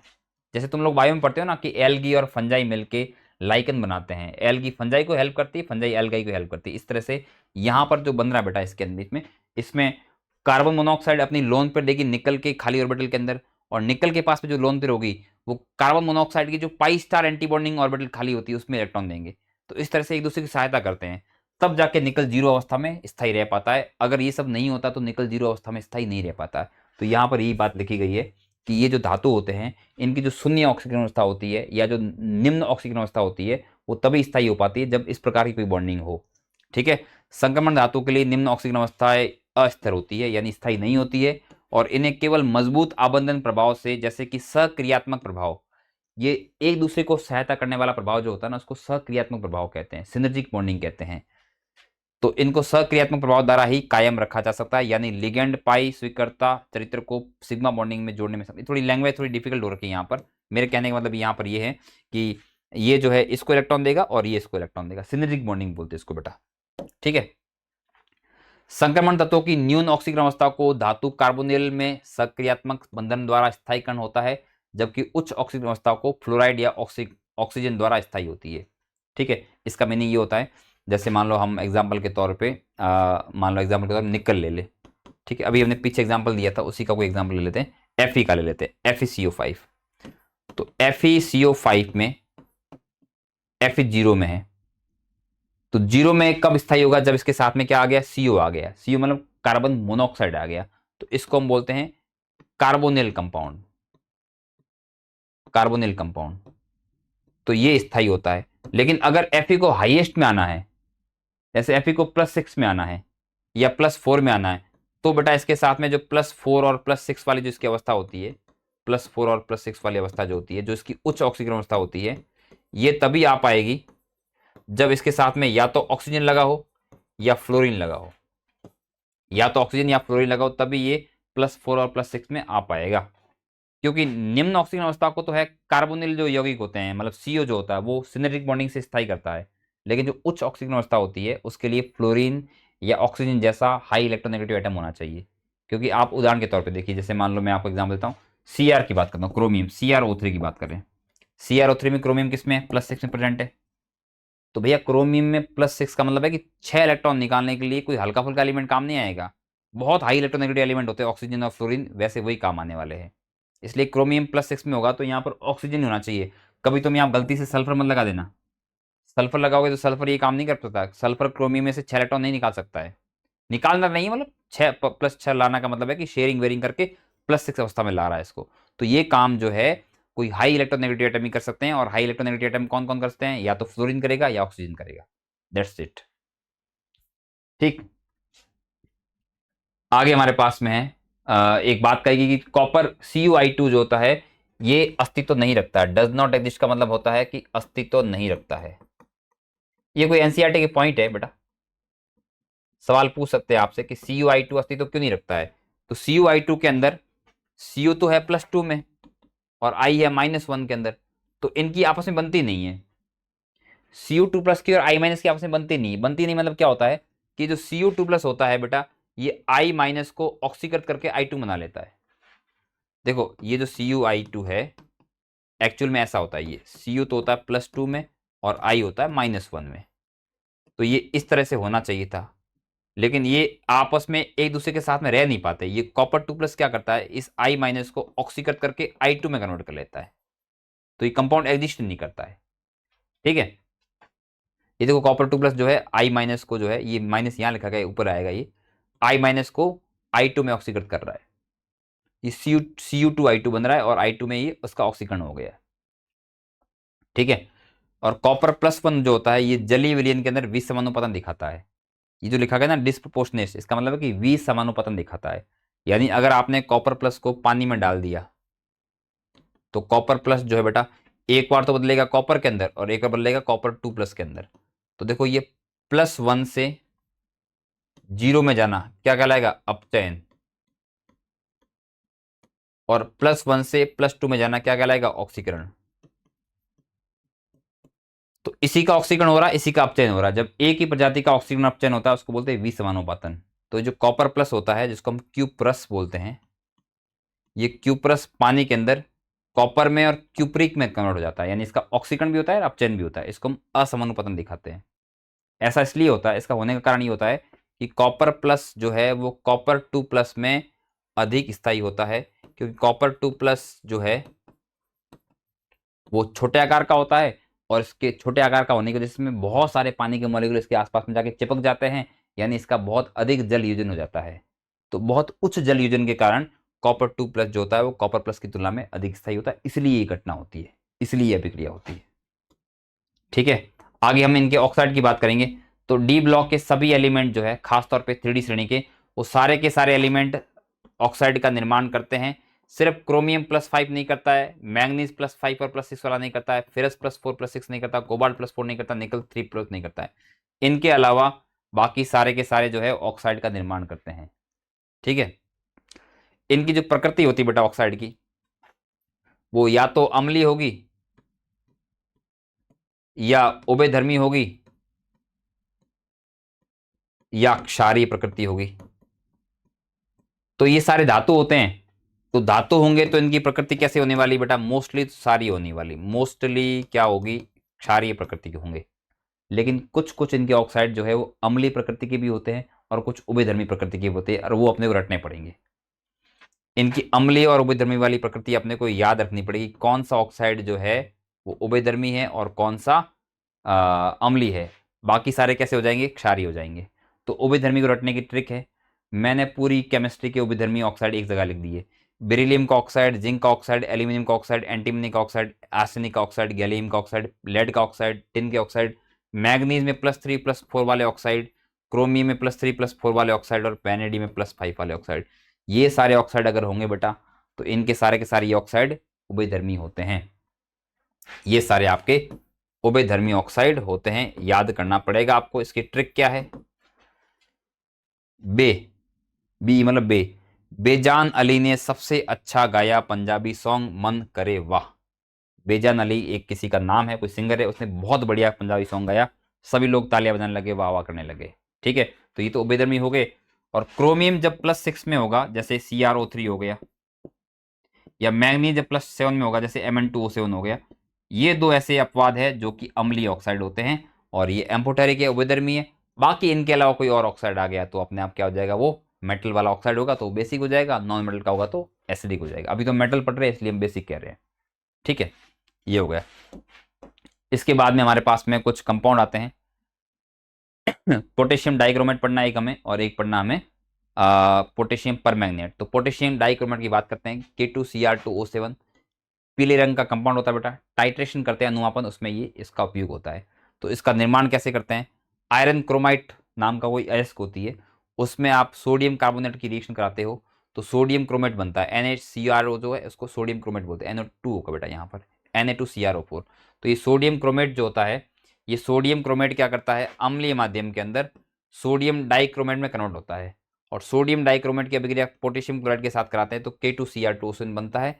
इसी को हम बोलते हैं पोटेशियम डाइक्रोमेट। तो ये निर्माण 3 स्टेप में होता है, ये तो आपको तीनों स्टेप याद रखने पड़ेंगे। कि पहली बात तो हमने क्या करा, क्रोमाइट की अभिक्रिया सोडियम कार्बोनेट के साथ कराई, जैसे सोडियम क्रोमेट बना, सोडियम क्रोमेट का अम्लीकरण किया गया, सोडियम डाइक्रोमेट बना, और सोडियम डाइक्रोमेट की अभिक्रिया पोटेशियम क्लोराइड के साथ कराई, तो इसका वो हो गया डिस्प्लेसमेंट रिएक्शन हुई, प्रतिस्थापन अभिक्रिया हुई, और पोटेशियम क्रोमेट का इसका पोटेशियम डाइक्रोमेट का निर्माण हो गया है। अब पोटेशियम डाइक्रोमेट जो होता है, इसकी गुण और संरचना कैसी होती है, ये लाल नारंगी रंग के क्रिस्टल होते हैं। पोटेशियम डाइक्रोमेट जो है वो लाल नारंगी दिखाई पड़ता है। ठंडे पानी में कम घुलता है, लेकिन गर्म पानी में पूरी तरह से घुल जाता है। ये मैंने क्रोमेट के एस्टर से लिखा है, और ये डाइक्रोमेट का एस्टर से लिखा है। क्रोमेट जो होता है CrO4 इसमें बेटा क्रोमियम और ऑक्सीजन के जो 4 एटम होते हैं ऑक्सीजन के, उसमें 2 डबल बॉन्ड होते हैं और एक सिंगल बॉन्ड -4, सिंगल बॉन्ड -4। इसमें क्रोमियम की अवस्था होती है +6, D0 विन्यास है इसका। D0 मतलब इसमें कोई भी इलेक्ट्रॉन अयुग्मित नहीं है, सारे इलेक्ट्रॉन है ही नहीं डी के अंदर, ठीक है। अयुग्मित है ही कहाँ, है ही नहीं इलेक्ट्रॉन। ये प्रतिचुंबकीय प्रकृति का होता है, यानी चुंबक से दूर भागता है। इसमें सारे के सारे बॉन्ड जो है बराबर होंगे। अब आपको लगता है कि सारे बॉन्ड बराबर कैसे, सर ये डबल बॉन्ड है, ये डबल बॉन्ड है, ये सिंगल बॉन्ड है, ये सिंगल बॉन्ड है, डबल बॉन्ड छोटे होते हैं, सिंगल बॉन्ड बड़े होते हैं, तो सारे बॉन्ड बराबर कैसे हो गए। अरे भैया, इसमें रेजोनेंस होता है। ये पाई सिग्मा नेगेटिव से रेजोनेंस होगा, और रेजोनेंस से सारे बॉन्ड बराबर हो जाएंगे। इसमें आप अनुनाद कराएंगे तो उसका जो अनुनाद संकर बनेगा, उस अनुनाद संकर के अंदर कुछ ऐसा दिखाई पड़ेगा, कुछ ऐसा दिखाई पड़ेगा, ऐसा ऐसा, और ये -2 चार्ज बिखर जाएगा सबके ऊपर थोड़ा थोड़ा, तो सारे बॉन्ड बराबर हो जाएंगे। आपको भले दिखाई नहीं पड़ रहे, लेकिन सारे बॉन्ड बराबर हो जाएंगे, ठीक है। लेकिन इसमें बेटा अनुनाद जो होगा ना, ये इसमें भी अनुनाद होगा, पर अनुनाद ये 3 बॉन्ड में होगा और इधर 3 बॉन्ड में होगा, तो ये 3 और ये 3 बराबर हो जाएंगे। लेकिन ये CrO बॉन्ड में अनुनाद नहीं होगा मेरे भाई यहाँ पर, इसलिए ये तो बॉन्ड सिंगल ही रहेंगे। ये बॉन्ड सिंगल बॉन्ड है, ये बॉन्ड भी सिंगल है, लेकिन ये डबल डबल, इसमें भी डबल बॉन्ड करेक्टर आ जाएंगे, इसमें भी डबल बॉन्ड करेक्टर आ जाएंगे। तो ये 6 बॉन्ड है ना, ये वाले तो बराबर है, लेकिन ये जो बीच वाले, जो मध्य वाले बॉन्ड है, ये लंबे बॉन्ड होते हैं। तो यही तो मैंने लिखा है कि जो 2 CrO बॉन्ड है बीच वाले, मध्य वाले, वो लंबे होते हैं, लेकिन ये जो साइड वाले 6 बॉन्ड होते हैं, ये सब समान आकार के होते हैं, क्योंकि इनमें अनुनाद पाया जाता है, ठीक है। ये बात यहाँ पे लिखी गई है। और क्रोमेट का पीला रंग और डाइक्रोमेट का जो नारंगी रंग होता है, वो DD संक्रमण के कारण नहीं होता है। इनमें D में इलेक्ट्रॉन है ही नहीं, तो इनका जो रंग होता है उसका कारण DD संक्रमण नहीं होता है, बल्कि वो आवेश स्थानांतरण होता है, जिसको मैंने LMCT कहा था थोड़ी देर पहले, वो कारण होता है। इस कारण वो ये कलरफुल होते हैं, ठीक है। इसके बाद नेक्स्ट हमारे पास में है इसकी रासायनिक अभिक्रिया। अगर बेटा आप क्रोमेट में, इस कंपाउंड को बोलते हैं क्रोमेट, इस आयन का नाम होता है क्रोमेट। क्रोमेट में आप एसिड डालोगे, H+ डालोगे, तो ये डाइक्रोमेट बदल जाएगा, ये डाइक्रोमेट में बदल जाएगा। डाइक्रोमेट जो होता है वो नारंगी रंग का होता है, और ये एकदम पीला होता है, चटक पीला। तो पीले रंग से नारंगी रंग बन जाएगा कब, जब आप H+ डालोगे। और इसमें आप डाइक्रोमेट में बेस डालोगे, ये OH डालोगे, तो रिएक्शन वापस आ जाएगी, तो ये डाइक्रोमेट से क्रोमेट बन जाएगा। तो क्रोमेट का डाइक्रोमेट में, डाइक्रोमेट का क्रोमेट में बदलना जो होता है वो अम्लीय या क्षारीय माध्यम पर डिपेंड करता है, ठीक है। H+ डालने का मतलब होता है pH कम कर रहे हो, और OH डालने का मतलब pH बढ़ा रहे हो, ठीक है। तो pH पर निर्भर करता है, तो ये pH के आधारित है। बाकी अगर आप K2Cr2 से इनको गर्म करोगे तो बेटा पोटेशियम क्रोमेट और क्रोमियम ट्राइऑक्साइड, और आपको मिल जाएगी ऑक्सीजन गैस। ये अभिक्रिया आपको याद रखनी है। K2Cr2 से उनमें आप अगर सल्फ्यूरिक अम्ल डालते हो, H2SO4 डालते हो, तो ठंडा H2SO4 डालोगे तो बनेगा CrO3, गर्म डालोगे तो बन जाएगा chromium sulphate Cr2SO4 whole thrice बन जाएगा, ठीक है। ये इसकी केमिकल रिएक्शन है। इनऑर्गेनिक की रिएक्शन मोस्टली आपको याद रखनी पड़ती है, उसके लिए कोई मैकेनिज्म वगैरह ऐसे होते नहीं है। एक क्रोमिल क्लोराइड परीक्षण होता है बेटा, किसी भी कंपाउंड में क्लोराइड है कि नहीं है, इसको जांचने के लिए क्रोमिल क्लोराइड परीक्षण किया जाता है। जैसे नमक होता है, घरेलू नमक, उसमें NaCl क्लोराइड होता है ना क्लोराइड बेटा। तो मान लो प्रूव करना हो क्लोराइड है कि नहीं है, तो आप क्या करेंगे, नमक को लेंगे, उसमें डाइक्रोमेट डालेंगे और थोड़ा सा कुछ बूंदे डालेंगे H2SO4 की, और हल्का सा गर्म करेंगे। तो अगर लाल नारंगी रंग की वाष्प निकल गई उसमें से, तो ये कंफर्म हो जाएगा कि उसके अंदर क्या है, क्लोराइड प्रेजेंट है। क्योंकि क्लोराइड अगर प्रेजेंट होता है और उसकी रिएक्शन हम इसके साथ कराते हैं तो ये CrO2Cl2 बन रहा है, इसको हम क्रोमेल क्लोराइड बोलते हैं। तो क्रोमेल क्लोराइड की जो है कलर कैसा होता है बेटा, इसका लाल नारंगी रंग की वाष्प बनती है। तो लाल नारंगी रंग की वाष्प बनने से ये सिद्ध हो जाता है कि उस कंपाउंड में जो आपने स्टार्टिंग में लिया था उसमें क्लोरीन प्रेजेंट है। लेकिन बेटा ठोस अवस्था में लेना पड़ता है, ये मैंने यहाँ पे S लिखा है, सॉलिड लिखा है, आप इसको जलीय अवस्था में नहीं लिख सकते हो। नमक को ऐसा नहीं पानी में घोल के फिर ही डाल दो, नमक ठोस अवस्था में लेते हैं यहाँ पर, फिर उसकी रिएक्शन कराते हैं K2Cr2O7 के साथ में और H2SO4 के साथ में, तब ये टेस्ट सफल होता है, अदरवाइज टेस्ट सफल नहीं हो पाता है। ठीक है, और ये सभी हैलाइड नहीं देते हैं। सिल्वर क्लोराइड होगा, मर्करी क्लोराइड होगा, लेड क्लोराइड होगा, टिन क्लोराइड, ये परीक्षण नहीं दर्शाते। ये क्यों नहीं दर्शाते, इसको हम सॉल्ट एनालिसिस के अंदर पढ़ेंगे। ठीक है, बट आपको याद रखना कि ये वाले कंपाउंड के क्लोराइड जो होते हैं ये परीक्षण नहीं दिखाते हैं। इसके अलावा जो K2Cr2O7 होता है ये प्रबल ऑक्सीकारी होता है, तो हम इसकी ऑक्सीकारी गुण की बात करेंगे। तो अम्लीकृत K2Cr2O7 मतलब अम्लीय माध्यम के अंदर K2Cr2O7 जो होता है वो प्रबल ऑक्सीकारक की भांति कार्य करता है, क्योंकि क्रोमियम यहाँ पर अपनी उच्चतम ऑक्सीकरण अवस्था में है। जब कोई तत्व अपनी उच्चतम ऑक्सीकरण अवस्था में होता है तो ऑक्सीकारक की तरह कार्य करता है। ठीक है, तो इसकी अम्लीय माध्यम में ऑक्सीकरण अभिक्रिया इस प्रकार से होती है कि डाइक्रोमेट जो है 14H+ के साथ में 6 इलेक्ट्रॉन ग्रहण करके क्रोमियम 3+ में कन्वर्ट होता है और साथ में 7 वाटर के मॉलिक्यूल बनते हैं। तो डाइक्रोमेट की ऑक्सीकरण वाली अभिक्रिया जो है अम्लीय माध्यम में इस प्रकार से होती है, ये इसके आंकड़े रहते हैं। ठीक है, अभी किस किस का ऑक्सीकरण करता है बेटा, ये आयोडाइड को आयोडीन में कन्वर्ट कर सकता है। अगर आप आयोडाइड लेंगे तो ये पोटेशियम डाइक्रोमेट एसिडिक मीडियम में आयोडाइड को आयोडीन में ऑक्सीकृत कर देगा, ये फेरस को फेरिक में ऑक्सीकृत कर लेगा, ये स्टेनस को स्टेनिक में ऑक्सीकृत कर लेगा, ये हाइड्रोजन सल्फाइड को सल्फर में ऑक्सीकृत कर लेगा, ये सल्फर को सल्फर डाई में ऑक्साइड कर लेगा, ये सल्फर डाइऑक्साइड को और सल्फाइट को सल्फेट में ऑक्सीकृत कर लेगा, ये नाइट्राइट को नाइट्रेट में ऑक्सीकृत कर लेगा। ठीक है, और टाइट्रेशन में बेटा हम जो टाइट्रेशन करवाते हैं, टाइट्रेशन का मतलब होता है अनुमापन। ठीक है, अनुमापन टाइट्रेशन करते हैं ना लैब के अंदर जाके, टाइट्रेशन करते में क्या करते हैं कि मान लो कोई आपको विलियन दिया होता है, उस विलियन की सांद्रता कितनी है वो सांद्रता पता लगाने के लिए हम टाइट्रेशन करते हैं। जैसे मैंने आपको किसी बॉटल के अंदर मान लो मैंने आपको NaOH भर के दे दिया, सोडियम हाइड्रोक्साइड पानी में डाल के, अब वो उसकी सांद्रता कितनी है, 2m है, 2 मोलर है, 3 मोलर है, 5 मोलर, पता कैसे लगाएंगे, पता लगाने के लिए हम टाइट्रेशन नाम की प्रोसेस करते हैं। तो उसमें वो डालते हैं, पिपेट पे डालते हैं, मिलाते करते हैं, उसमें वो करते हैं। तो टाइट्रेशन करते हैं बेटा, तो टाइट्रेशन के अंदर आप K2Cr2O7 तो यूज कर सकते हो पर Na2Cr2O7 यूज नहीं कर सकते। मतलब पोटेशियम डाइक्रोमेट का उपयोग किया जा सकता है लेकिन सोडियम डाइक्रोमेट का उपयोग नहीं कर सकते। तो सवाल पूछेंगे आपसे कि टाइट्रेशन में सोडियम डाइक्रोमेट क्यों नहीं यूज कर सकते हैं, तो आप कारण क्या लिखेंगे कि सोडियम डाइक्रोमेट जो होता है वो आर्द्रताग्राही होता है। आर्द्रताग्राही का मतलब वो आसपास से जल वाष्प को अवशोषित कर लेता है, तो उसका भार जितना आपने लिया था ना उससे ज़्यादा भार हो जाएगा, तो गणनाओं में गलती हो जाएगी टाइट्रेशन के दौरान, इसलिए इसको यूज नहीं करते हैं। ठीक है, इसके बाद हमारे पास में अगला कंपाउंड है पोटेशियम परमैंगनेट। पोटेशियम परमैंगनेट बेटा जो कंपाउंड होता है उसको निर्माण करने के लिए आप क्या करते हैं, एक अयस्क आती है मैंगनीज की, इसको MnO2 बोलते हैं, इसका नाम होता है पाइरुलोसाइट। इस पाइरुलोसाइट को KOH के साथ में, KOH को बोलते हैं कास्टिक पोटास, इसके साथ में बेटा इसका ऑक्सीकरण करा जाता है तो हमें मिलता है K2MnO4। K2MnO4 को बोलते हैं पोटेशियम मैग्नेट, इसको पोटेशियम मैग्नेट बोलते हैं। पोटेशियम मैग्नेट को अम्लीय माध्यम में डालेंगे तो बन जाएगा पोटेशियम परमैंगनेट, और अम्लीय माध्यम आपके पास में नहीं अवेलेबल है बेटा तो कुछ नहीं, तुम इसको बेसिक मीडियम में इसका विद्युत अपघटन कर दो तब भी आपको पोटेशियम परमैंगनेट बन जाएगा। तो ये पोटेशियम परमैंगनेट है। इस प्रकार से पोटेशियम परमैंगनेट को बनाया जाता है। लेकिन बेटा ये जो विधि है बनाने की ये लैब में काम नहीं आती है, ये बड़े स्तर पे बनाया जाता है। मतलब आपको फैक्ट्री खोलनी है पोटेशियम परमैंगनेट की तो आप पोटेशियम परमैंगनेट को इस प्रकार से बनाएंगे। लेकिन मान लो आपको प्रयोगशाला में पोटेशियम परमैंगनेट बनाना है, मान लो आपको प्रयोगशाला में पोटेशियम परमैंगनेट बनाना है तो सिंपल काम ये करेंगे आप, ये आप मैंगनीज 2+ लेंगे, उसकी अभिक्रिया आप ये क्या बोलते हैं पेरोक्सो डाइसल्फेट के साथ करवाएंगे पानी की प्रेजेंस में, तब पोटेशियम परमैंगनेट बन जाएगा। ये इसकी प्रयोगशाला विधि है, लैब मेथड है। तो लैब में अलग तरीके से बनाया जाता है और औद्योगिक स्तर पर अलग तरीके से इसको बनाया जाता है। ठीक, इसकी कुछ प्रॉपर्टी होती है, ये तो बैंगनी रंग का होता है लेकिन ये दूर से ब्लैक दिखाई पड़ता है, बहुत गहरा बैंगनी होता है, इतना गहरा बैंगनी होता है कि लगभग काला दिखाई पड़ता है ये। ठीक है, ठोस होता है, जल में थोड़ा कम घुलता है बेटा। इसकी संरचना जो होती है पोटेशियम क्लोरेट की जैसी होती है, सॉरी ये क्या है KClO4 पोटेशियम परक्लोरेट, इसकी संरचना जो होती है पोटेशियम परक्लोरेट से मिलती है, इसलिए हम बोलते हैं कि ये पोटेशियम परक्लोरेट के साथ समसंरचनात्मक है। आप जानते हैं कि समसंरचनात्मक क्या होता है? ऐसे दो यौगिक जिनकी संरचना समान होती है उनको बोलते हैं समसंरचनात्मक।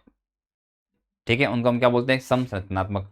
जैसे आपको पता है कि हमारे पास में एक CCl4 है और एक SiH4 है।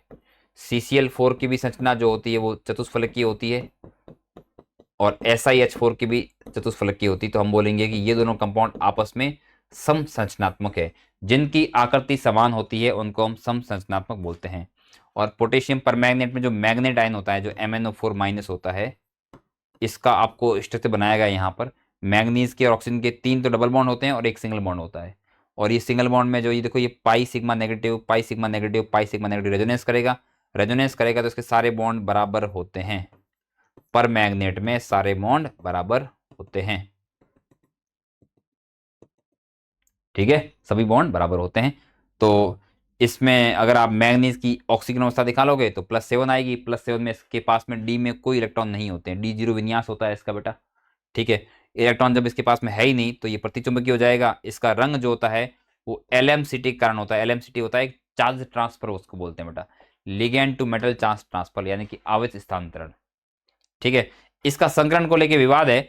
अगर आप देखेंगे यहाँ पर तो ये सिग्मा बॉन्ड है, सिग्मा बॉन्ड है, सिग्मा बॉन्ड है, सिग्मा बॉन्ड है, 4 सिग्मा बॉन्ड है और 0 लोन पेयर है। तो 4 sigma bond plus 0 lone pair के अकॉर्डिंग इसका संकरण sp3 होना चाहिए। लेकिन कुछ किताबों के अंदर इसका संकरण D3sp बताया गया है। ठीक है, तो नीट के अंदर तो हम इसको बोलते हैं sp3 और जे में सवाल आता है तो हम बोलते हैं इसका D3s। ठीक है, D3s को समझाने के लिए थोड़े एडवांस VBT यूज करनी पड़ती है। ये सब अपने काम की चीजें नहीं है बेटा। ठीक है, इसकी कुछ अभिक्रिया दे रखी है कि आप पोटेशियम परमैंगनेट जो कि बैंगनी रंग का होता है उसको गर्म करोगे तो पोटेशियम मैग्नेट बन जाएगा जो कि हरे रंग का होता है। ठीक है, बाकी ये जो है पोटेशियम परमैंगनेट जो होता है ये पोटेशियम डाइक्रोमेट की तरह प्रबल ऑक्सीकारक होता है और बड़ा खतरनाक ऑक्सीकारक होता है। ज़्यादा फायदेमंद भी ज़्यादा होता है क्योंकि पोटेशियम डाइक्रोमेट केवल और केवल अम्लीय माध्यम में ऑक्सीकारक की तरह कार्य करता है, लेकिन पोटेशियम परमैंगनेट जो है ये अम्लीय माध्यम में, क्षारीय माध्यम में और उदासीन तीनों माध्यम में प्रबल ऑक्सीकारक की तरह व्यवहार करता है। ठीक है, और इसकी कुछ अभिक्रिया है। जैसे ये अम्लीय माध्यम के अंदर बेटा आयोडाइड को आयोडीन में, फेरस को फेरिक में, ऑक्जेलेट को कार्बन डाइऑक्साइड में ऑक्सीकृत करता है। लेकिन ये उदासीन या हल्के क्षारीय माध्यम में क्या करता है? आयोडीन को, आयोडाइड को आयोडीन में ना करके आयोडेट में ऑक्सीकृत करता है। ये बहुत पूछते भैया, इसके ऊपर कई बार सवाल बन जाते हैं कि पोटेशियम परमैंगनेट जो होता है वो आयोडाइड को क्षारीय माध्यम में किस में ऑक्सीकृत करता है? अम्लीय माध्यम में तो आयोडाइड से बन जाएगा आयोडीन, लेकिन क्षारीय माध्यम में आयोडाइड से आयोडीन ना बन के आयोडेट बनता है। इसको आयोडेट बोलते हैं, आयोडेट में ऑक्सीकृत करता है। ठीक है, बाकी थायोसल्फेट को कर देता है सल्फेट के अंदर और ये जो मैग्नीज 2+ को कर लेता है मैग्नीज 4+ के अंदर। ये इसकी कुछ ऑक्सीकरण अवस्था है, ऑक्सीकरण अभिक्रिया है जो NCERT में दे रखी है, उन्हीं को हमने लिखा है यहाँ पर। ठीक है, और टाइट्रेशन में बेटा अगर आप कराओगे, टाइट्रेशन कराओगे पोटेशियम परमैंगनेट को लेकर, तो आप वहाँ पे जो अम्लीय माध्यम लोगे अगर आप, क्योंकि ये तो अम्लीय माध्यम में भी काम करता है, क्षारीय माध्यम में भी काम करता है और उदासीन में भी काम करता है। तो मान लो आप अम्लीय माध्यम ले रहे हो तो अम्लीय माध्यम में गलती से भी इसमें HCl या HNO3 वाला अम्ल मत लेना। आपको यहाँ पर जो अम्लीय माध्यम रखोगे उसके लिए आपको H2SO4 ही लेना पड़ेगा। आप HCl HNO3 नहीं ले सकते हो, क्योंकि अगर आपने HCl ले लिया अम्लीय माध्यम के तौर पे तो HCl में जो Cl- है ना बेटा, तो ये पोटेशियम परमैंगनेट जो है वो Cl- को ही क्या कर लेगा? ऑक्सीकृत कर देगा। वो जो आपने दूसरा कंपाउंड लिया होगा अनुमापन के लिए उसको नहीं करेगा, उससे पहले Cl- को ही कर देगा ये, तो काम खराब हो जाएगा। और नाइट्रिक एसिड अगर आपने ले लिया बेटा तो नाइट्रिक एसिड तो खुद प्रबल ऑक्सीकारी है, तो नाइट्रिक एसिड क्या करेगा? पोटेशियम परमैंगनेट से पहले ही जो है वो जो कंपाउंड आपने अनुमापन के लिया उसका ऑक्सीकरण कर लेगा। तो ये दो कंपाउंड अपने काम के नहीं होते हैं अनुमापन में, HCl और HNO3। आपको यहाँ पर H2SO4 लेना पड़ता है। ठीक है, चलिए भाई आगे बढ़ते हैं। आगे आते हैं F ब्लॉक के एलिमेंट। F ब्लॉक के एलिमेंट बेटा वो एलिमेंट होते हैं जिनका अंतिम इलेक्ट्रॉन F कोष में आता है। तो इसमें दो श्रेणियां होती है, एक 4F श्रेणी, एक 5F श्रेणी। 4F श्रेणी को हम बोलते हैं लेंथेनॉइड और 5F वालों को बोलते हैं एक्टिनॉइड। लेंथेनॉइड की श्रेणी स्टार्ट होती है सीरियम से लगाकर, सीरियम प्रसिडोनियम से लगाकर लुटेशियम तक। सीने पर नदिया प्रेम की समाई यूं गदगद तब दिल हुआ, अरे यार तुम यहाँ लौटे। ये ट्रिक मैंने आपको पीरियडिक टेबल में बताई थी। और ऐसे कैसे यहाँ पर थोड़े पहलवान उनसे निपटेंगे, पुराने आम कम बिकेंगे, ये वाली ट्रिक होती है। एक्टिनॉइड के एलिमेंट होते हैं थोरियम से लगाकर लोरेंशियम तक 103।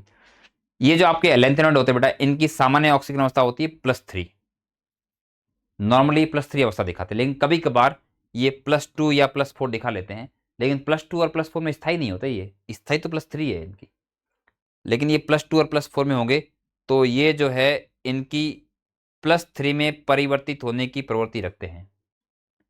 कहने का मतलब या तो ये +3 में होंगे, और +3 में नहीं होंगे, अगर +2 और +4 में होंगे तो ये +3 में बदलने की प्रवृत्ति रखेंगे।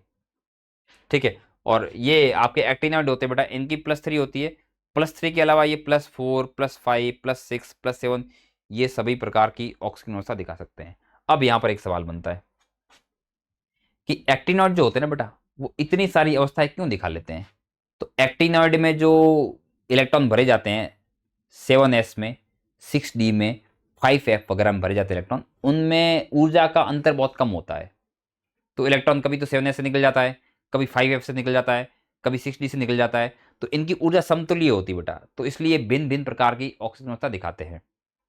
तो एक्टिनॉइड की अधिक ऑक्सीजन अवस्था दिखाने का एकमात्र कारण ये होता है कि एक्टिनॉइडों में जो बाह्यतम कोष के जो उपकोष होते हैं, 7s हो गया, 6d हो गया, 5f हो गया, इनके मध्य ऊर्जा का अंतर कम होता है, यानी कि उनकी ऊर्जा समतुल्य होती है, इसलिए ये भिन्न भिन्न प्रकार की या अधिक प्रकार की ऑक्सीजन अवस्था दिखाते हैं। ठीक है, ये पॉइंट यहाँ पर लिखा भी है, कारण लिखा भी है यहाँ पर, एनसीईआरटी का रीजन है बेटा ये। ठीक, इसके बाद जैसा हमने कहा था कि जो आपके लेंथेनॉइड होते हैं, अगर वो +2 में होंगे तो +3 में आना चाहिए, अगर वो +2 में होंगे बेटा तो किस में आना चाहिए? +3 में आना चाहिए, और +4 में होंगे तब भी वो +3 में आना चाहिए। तो +2 वाले जितने भी होते हैं, Nd+2, Tm+2, Yb+2, Eu+2, Sm+2, ये जितने भी होते हैं बेटा +2 वाले, ये सब के सब +3 में आना चाहिए। तो +3 में आने के लिए इनको क्या करना पड़ेगा? एक इलेक्ट्रॉन त्यागना पड़ेगा, एक इलेक्ट्रॉन इनको निकालना पड़ेगा। इलेक्ट्रॉन निकालेंगे तो इनका क्या होगा? ऑक्सीकरण होगा, और जिसका ऑक्सीकरण होता है वो क्या होते हैं बेटा? अपचायक होते हैं। तो ये +2 वाले सारे के सारे अपचायक होते हैं, और +4 वाले हैं मान लो, तो +4 वालों को +3 में आने के लिए एक इलेक्ट्रॉन ग्रहण करना पड़ेगा, और इलेक्ट्रॉन ग्रहण करना मतलब अपचयन करना पड़ेगा, तो इनका अपचयन होगा। अगर इनका अपचयन होगा तो ये ऑक्सीकारक कहलाएंगे, क्योंकि उल्टा उल्टा होता है, जिनका अपचयन होता है वो ऑक्सीकारक होते हैं, और जिनका ऑक्सीकरण होता है वो अपचायक होते हैं। तो +4 वाले क्या होंगे? ऑक्सीकारक होंगे। ठीक है, बाकी जो लेंथेनॉइड होते हैं उसमें एक प्रोमेथियम ऐसा है जो कि रेडियोधर्मी होता है, बाकी सब के सब नॉर्मल एलिमेंट है, लेकिन आपके जो क्या बोलते हैं एक्टिनॉइड है, ये सारे के सारे रेडियोधर्मी होते हैं, ऑल आर रेडियो एक्टिव। ठीक है, इनकी कुछ अभिक्रिया दे रखी है तुम्हारे सामने कि लेंथेनॉइड एलिमेंट जो होती है उनकी रिएक्शन है। ये जो मैंने एलन लिखा ना बेटा, एलन, एलन कोई एलिमेंट नहीं होता है, सभी लेंथेनॉइड को हम सामान्य तौर पे एलन बोल लेते हैं। जैसे कई बार बोलते हैं ना हेलोजन के लिए हम एक्स यूज करते हैं, तो एक्स का मतलब क्या होता है कि वो फ्लोरीन, क्लोरीन, ब्रोमीन और आयोडीन कुछ भी हो सकता है। ऐसे एलन का मतलब है कोई भी लेंथेनॉइड हो सकता है। तो अगर हम इनकी अभिक्रिया पानी के साथ में करवाएंगे तो आपको पता है इसकी अवस्था जो होती है नॉर्मली +3 अवस्था होती है इनकी, तो इसकी अभिक्रिया पानी के साथ कराएंगे तो बनेगा LnOH3। एसिड के साथ में कराएंगे तो H2 गैस निकलेगी। बेस के साथ में रिएक्शन नहीं होती क्योंकि मेटल खुद बेसिक होते हैं, मेटल खुद बेसिक होते हैं, तो बेस के साथ में रिएक्शन नहीं करेंगे। तो मेटल कभी भी बेस के साथ में रिएक्शन नहीं करता है। हाँ, अगर कोई मेटल जो है अगर एम्फोटेरिक नेचर का हो गया, उभयधर्मी प्रकृति का हो गया, तभी वो बेस के साथ में रिएक्शन करेगा, नहीं तो नहीं करता है।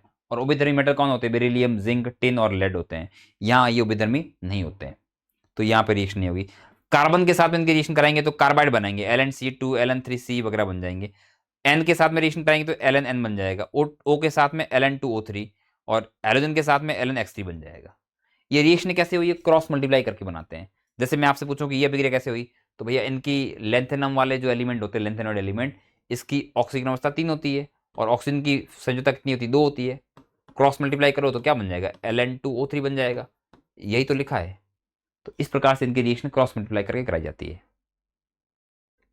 उसी प्रकार से एक्टिनॉइड की अभिक्रिया जो है बेटा, वो पानी के साथ में कराओगे तो इसमें ऑक्साइड और हाइड्राइड बनते हैं। HCl के साथ में बनता है इनका क्लोराइड। नाइट्रिक अम्ल के साथ में रिएक्शन नहीं करते हैं, क्योंकि नाइट्रिक एसिड जो है इनके ऊपर एक ऑक्साइड की परत जमा देता है जो रिएक्शन नहीं करती है। और NaOH जो कि बेस है उसके साथ में रिएक्शन वैसे नहीं करेंगे, क्योंकि ये सारे के सारे एलिमेंट होते हैं, ये खुद बेसिक नेचर के होते हैं, तो बेस की रिएक्शन बेस के साथ में नहीं होती है। ठीक है, इसी के साथ में अपना चैप्टर बेटा हुआ एंड। तो ये था अपना D&F ब्लॉक, और अगले माइंड मैप सीरीज की अगली कड़ी के अंदर हम बात करेंगे उपसंयोजन यौगिक के बारे में। ठीक है, तो इसको आप बहुत बढ़िया तरीके से नोट कर देना। और ये पूरा का पूरा चैप्टर हमने एनसीईआरटी से उठाया है। हमने कोशिश करी कि इसमें सारे पॉइंट कवर हो जाए, लेकिन फिर भी कोई अगर पॉइंट कवर नहीं हुआ है तो आप एनसीईआरटी में से रीड करेंगे, तो जो आपको लगता है कि पॉइंट कवर नहीं हुआ उसको आप हाईलाइट कर लीजिएगा, पढ़ लीजिएगा। और आशा आना इसी में से है, नीट में सवाल जो आएगा वो यहीं से आने वाला है, कहीं और से नहीं आने वाला है। ठीक है, इसी के साथ में आज का लेक्चर यहीं पे खत्म करते हैं। आप सभी का बहुत बहुत धन्यवाद। Thank you everyone.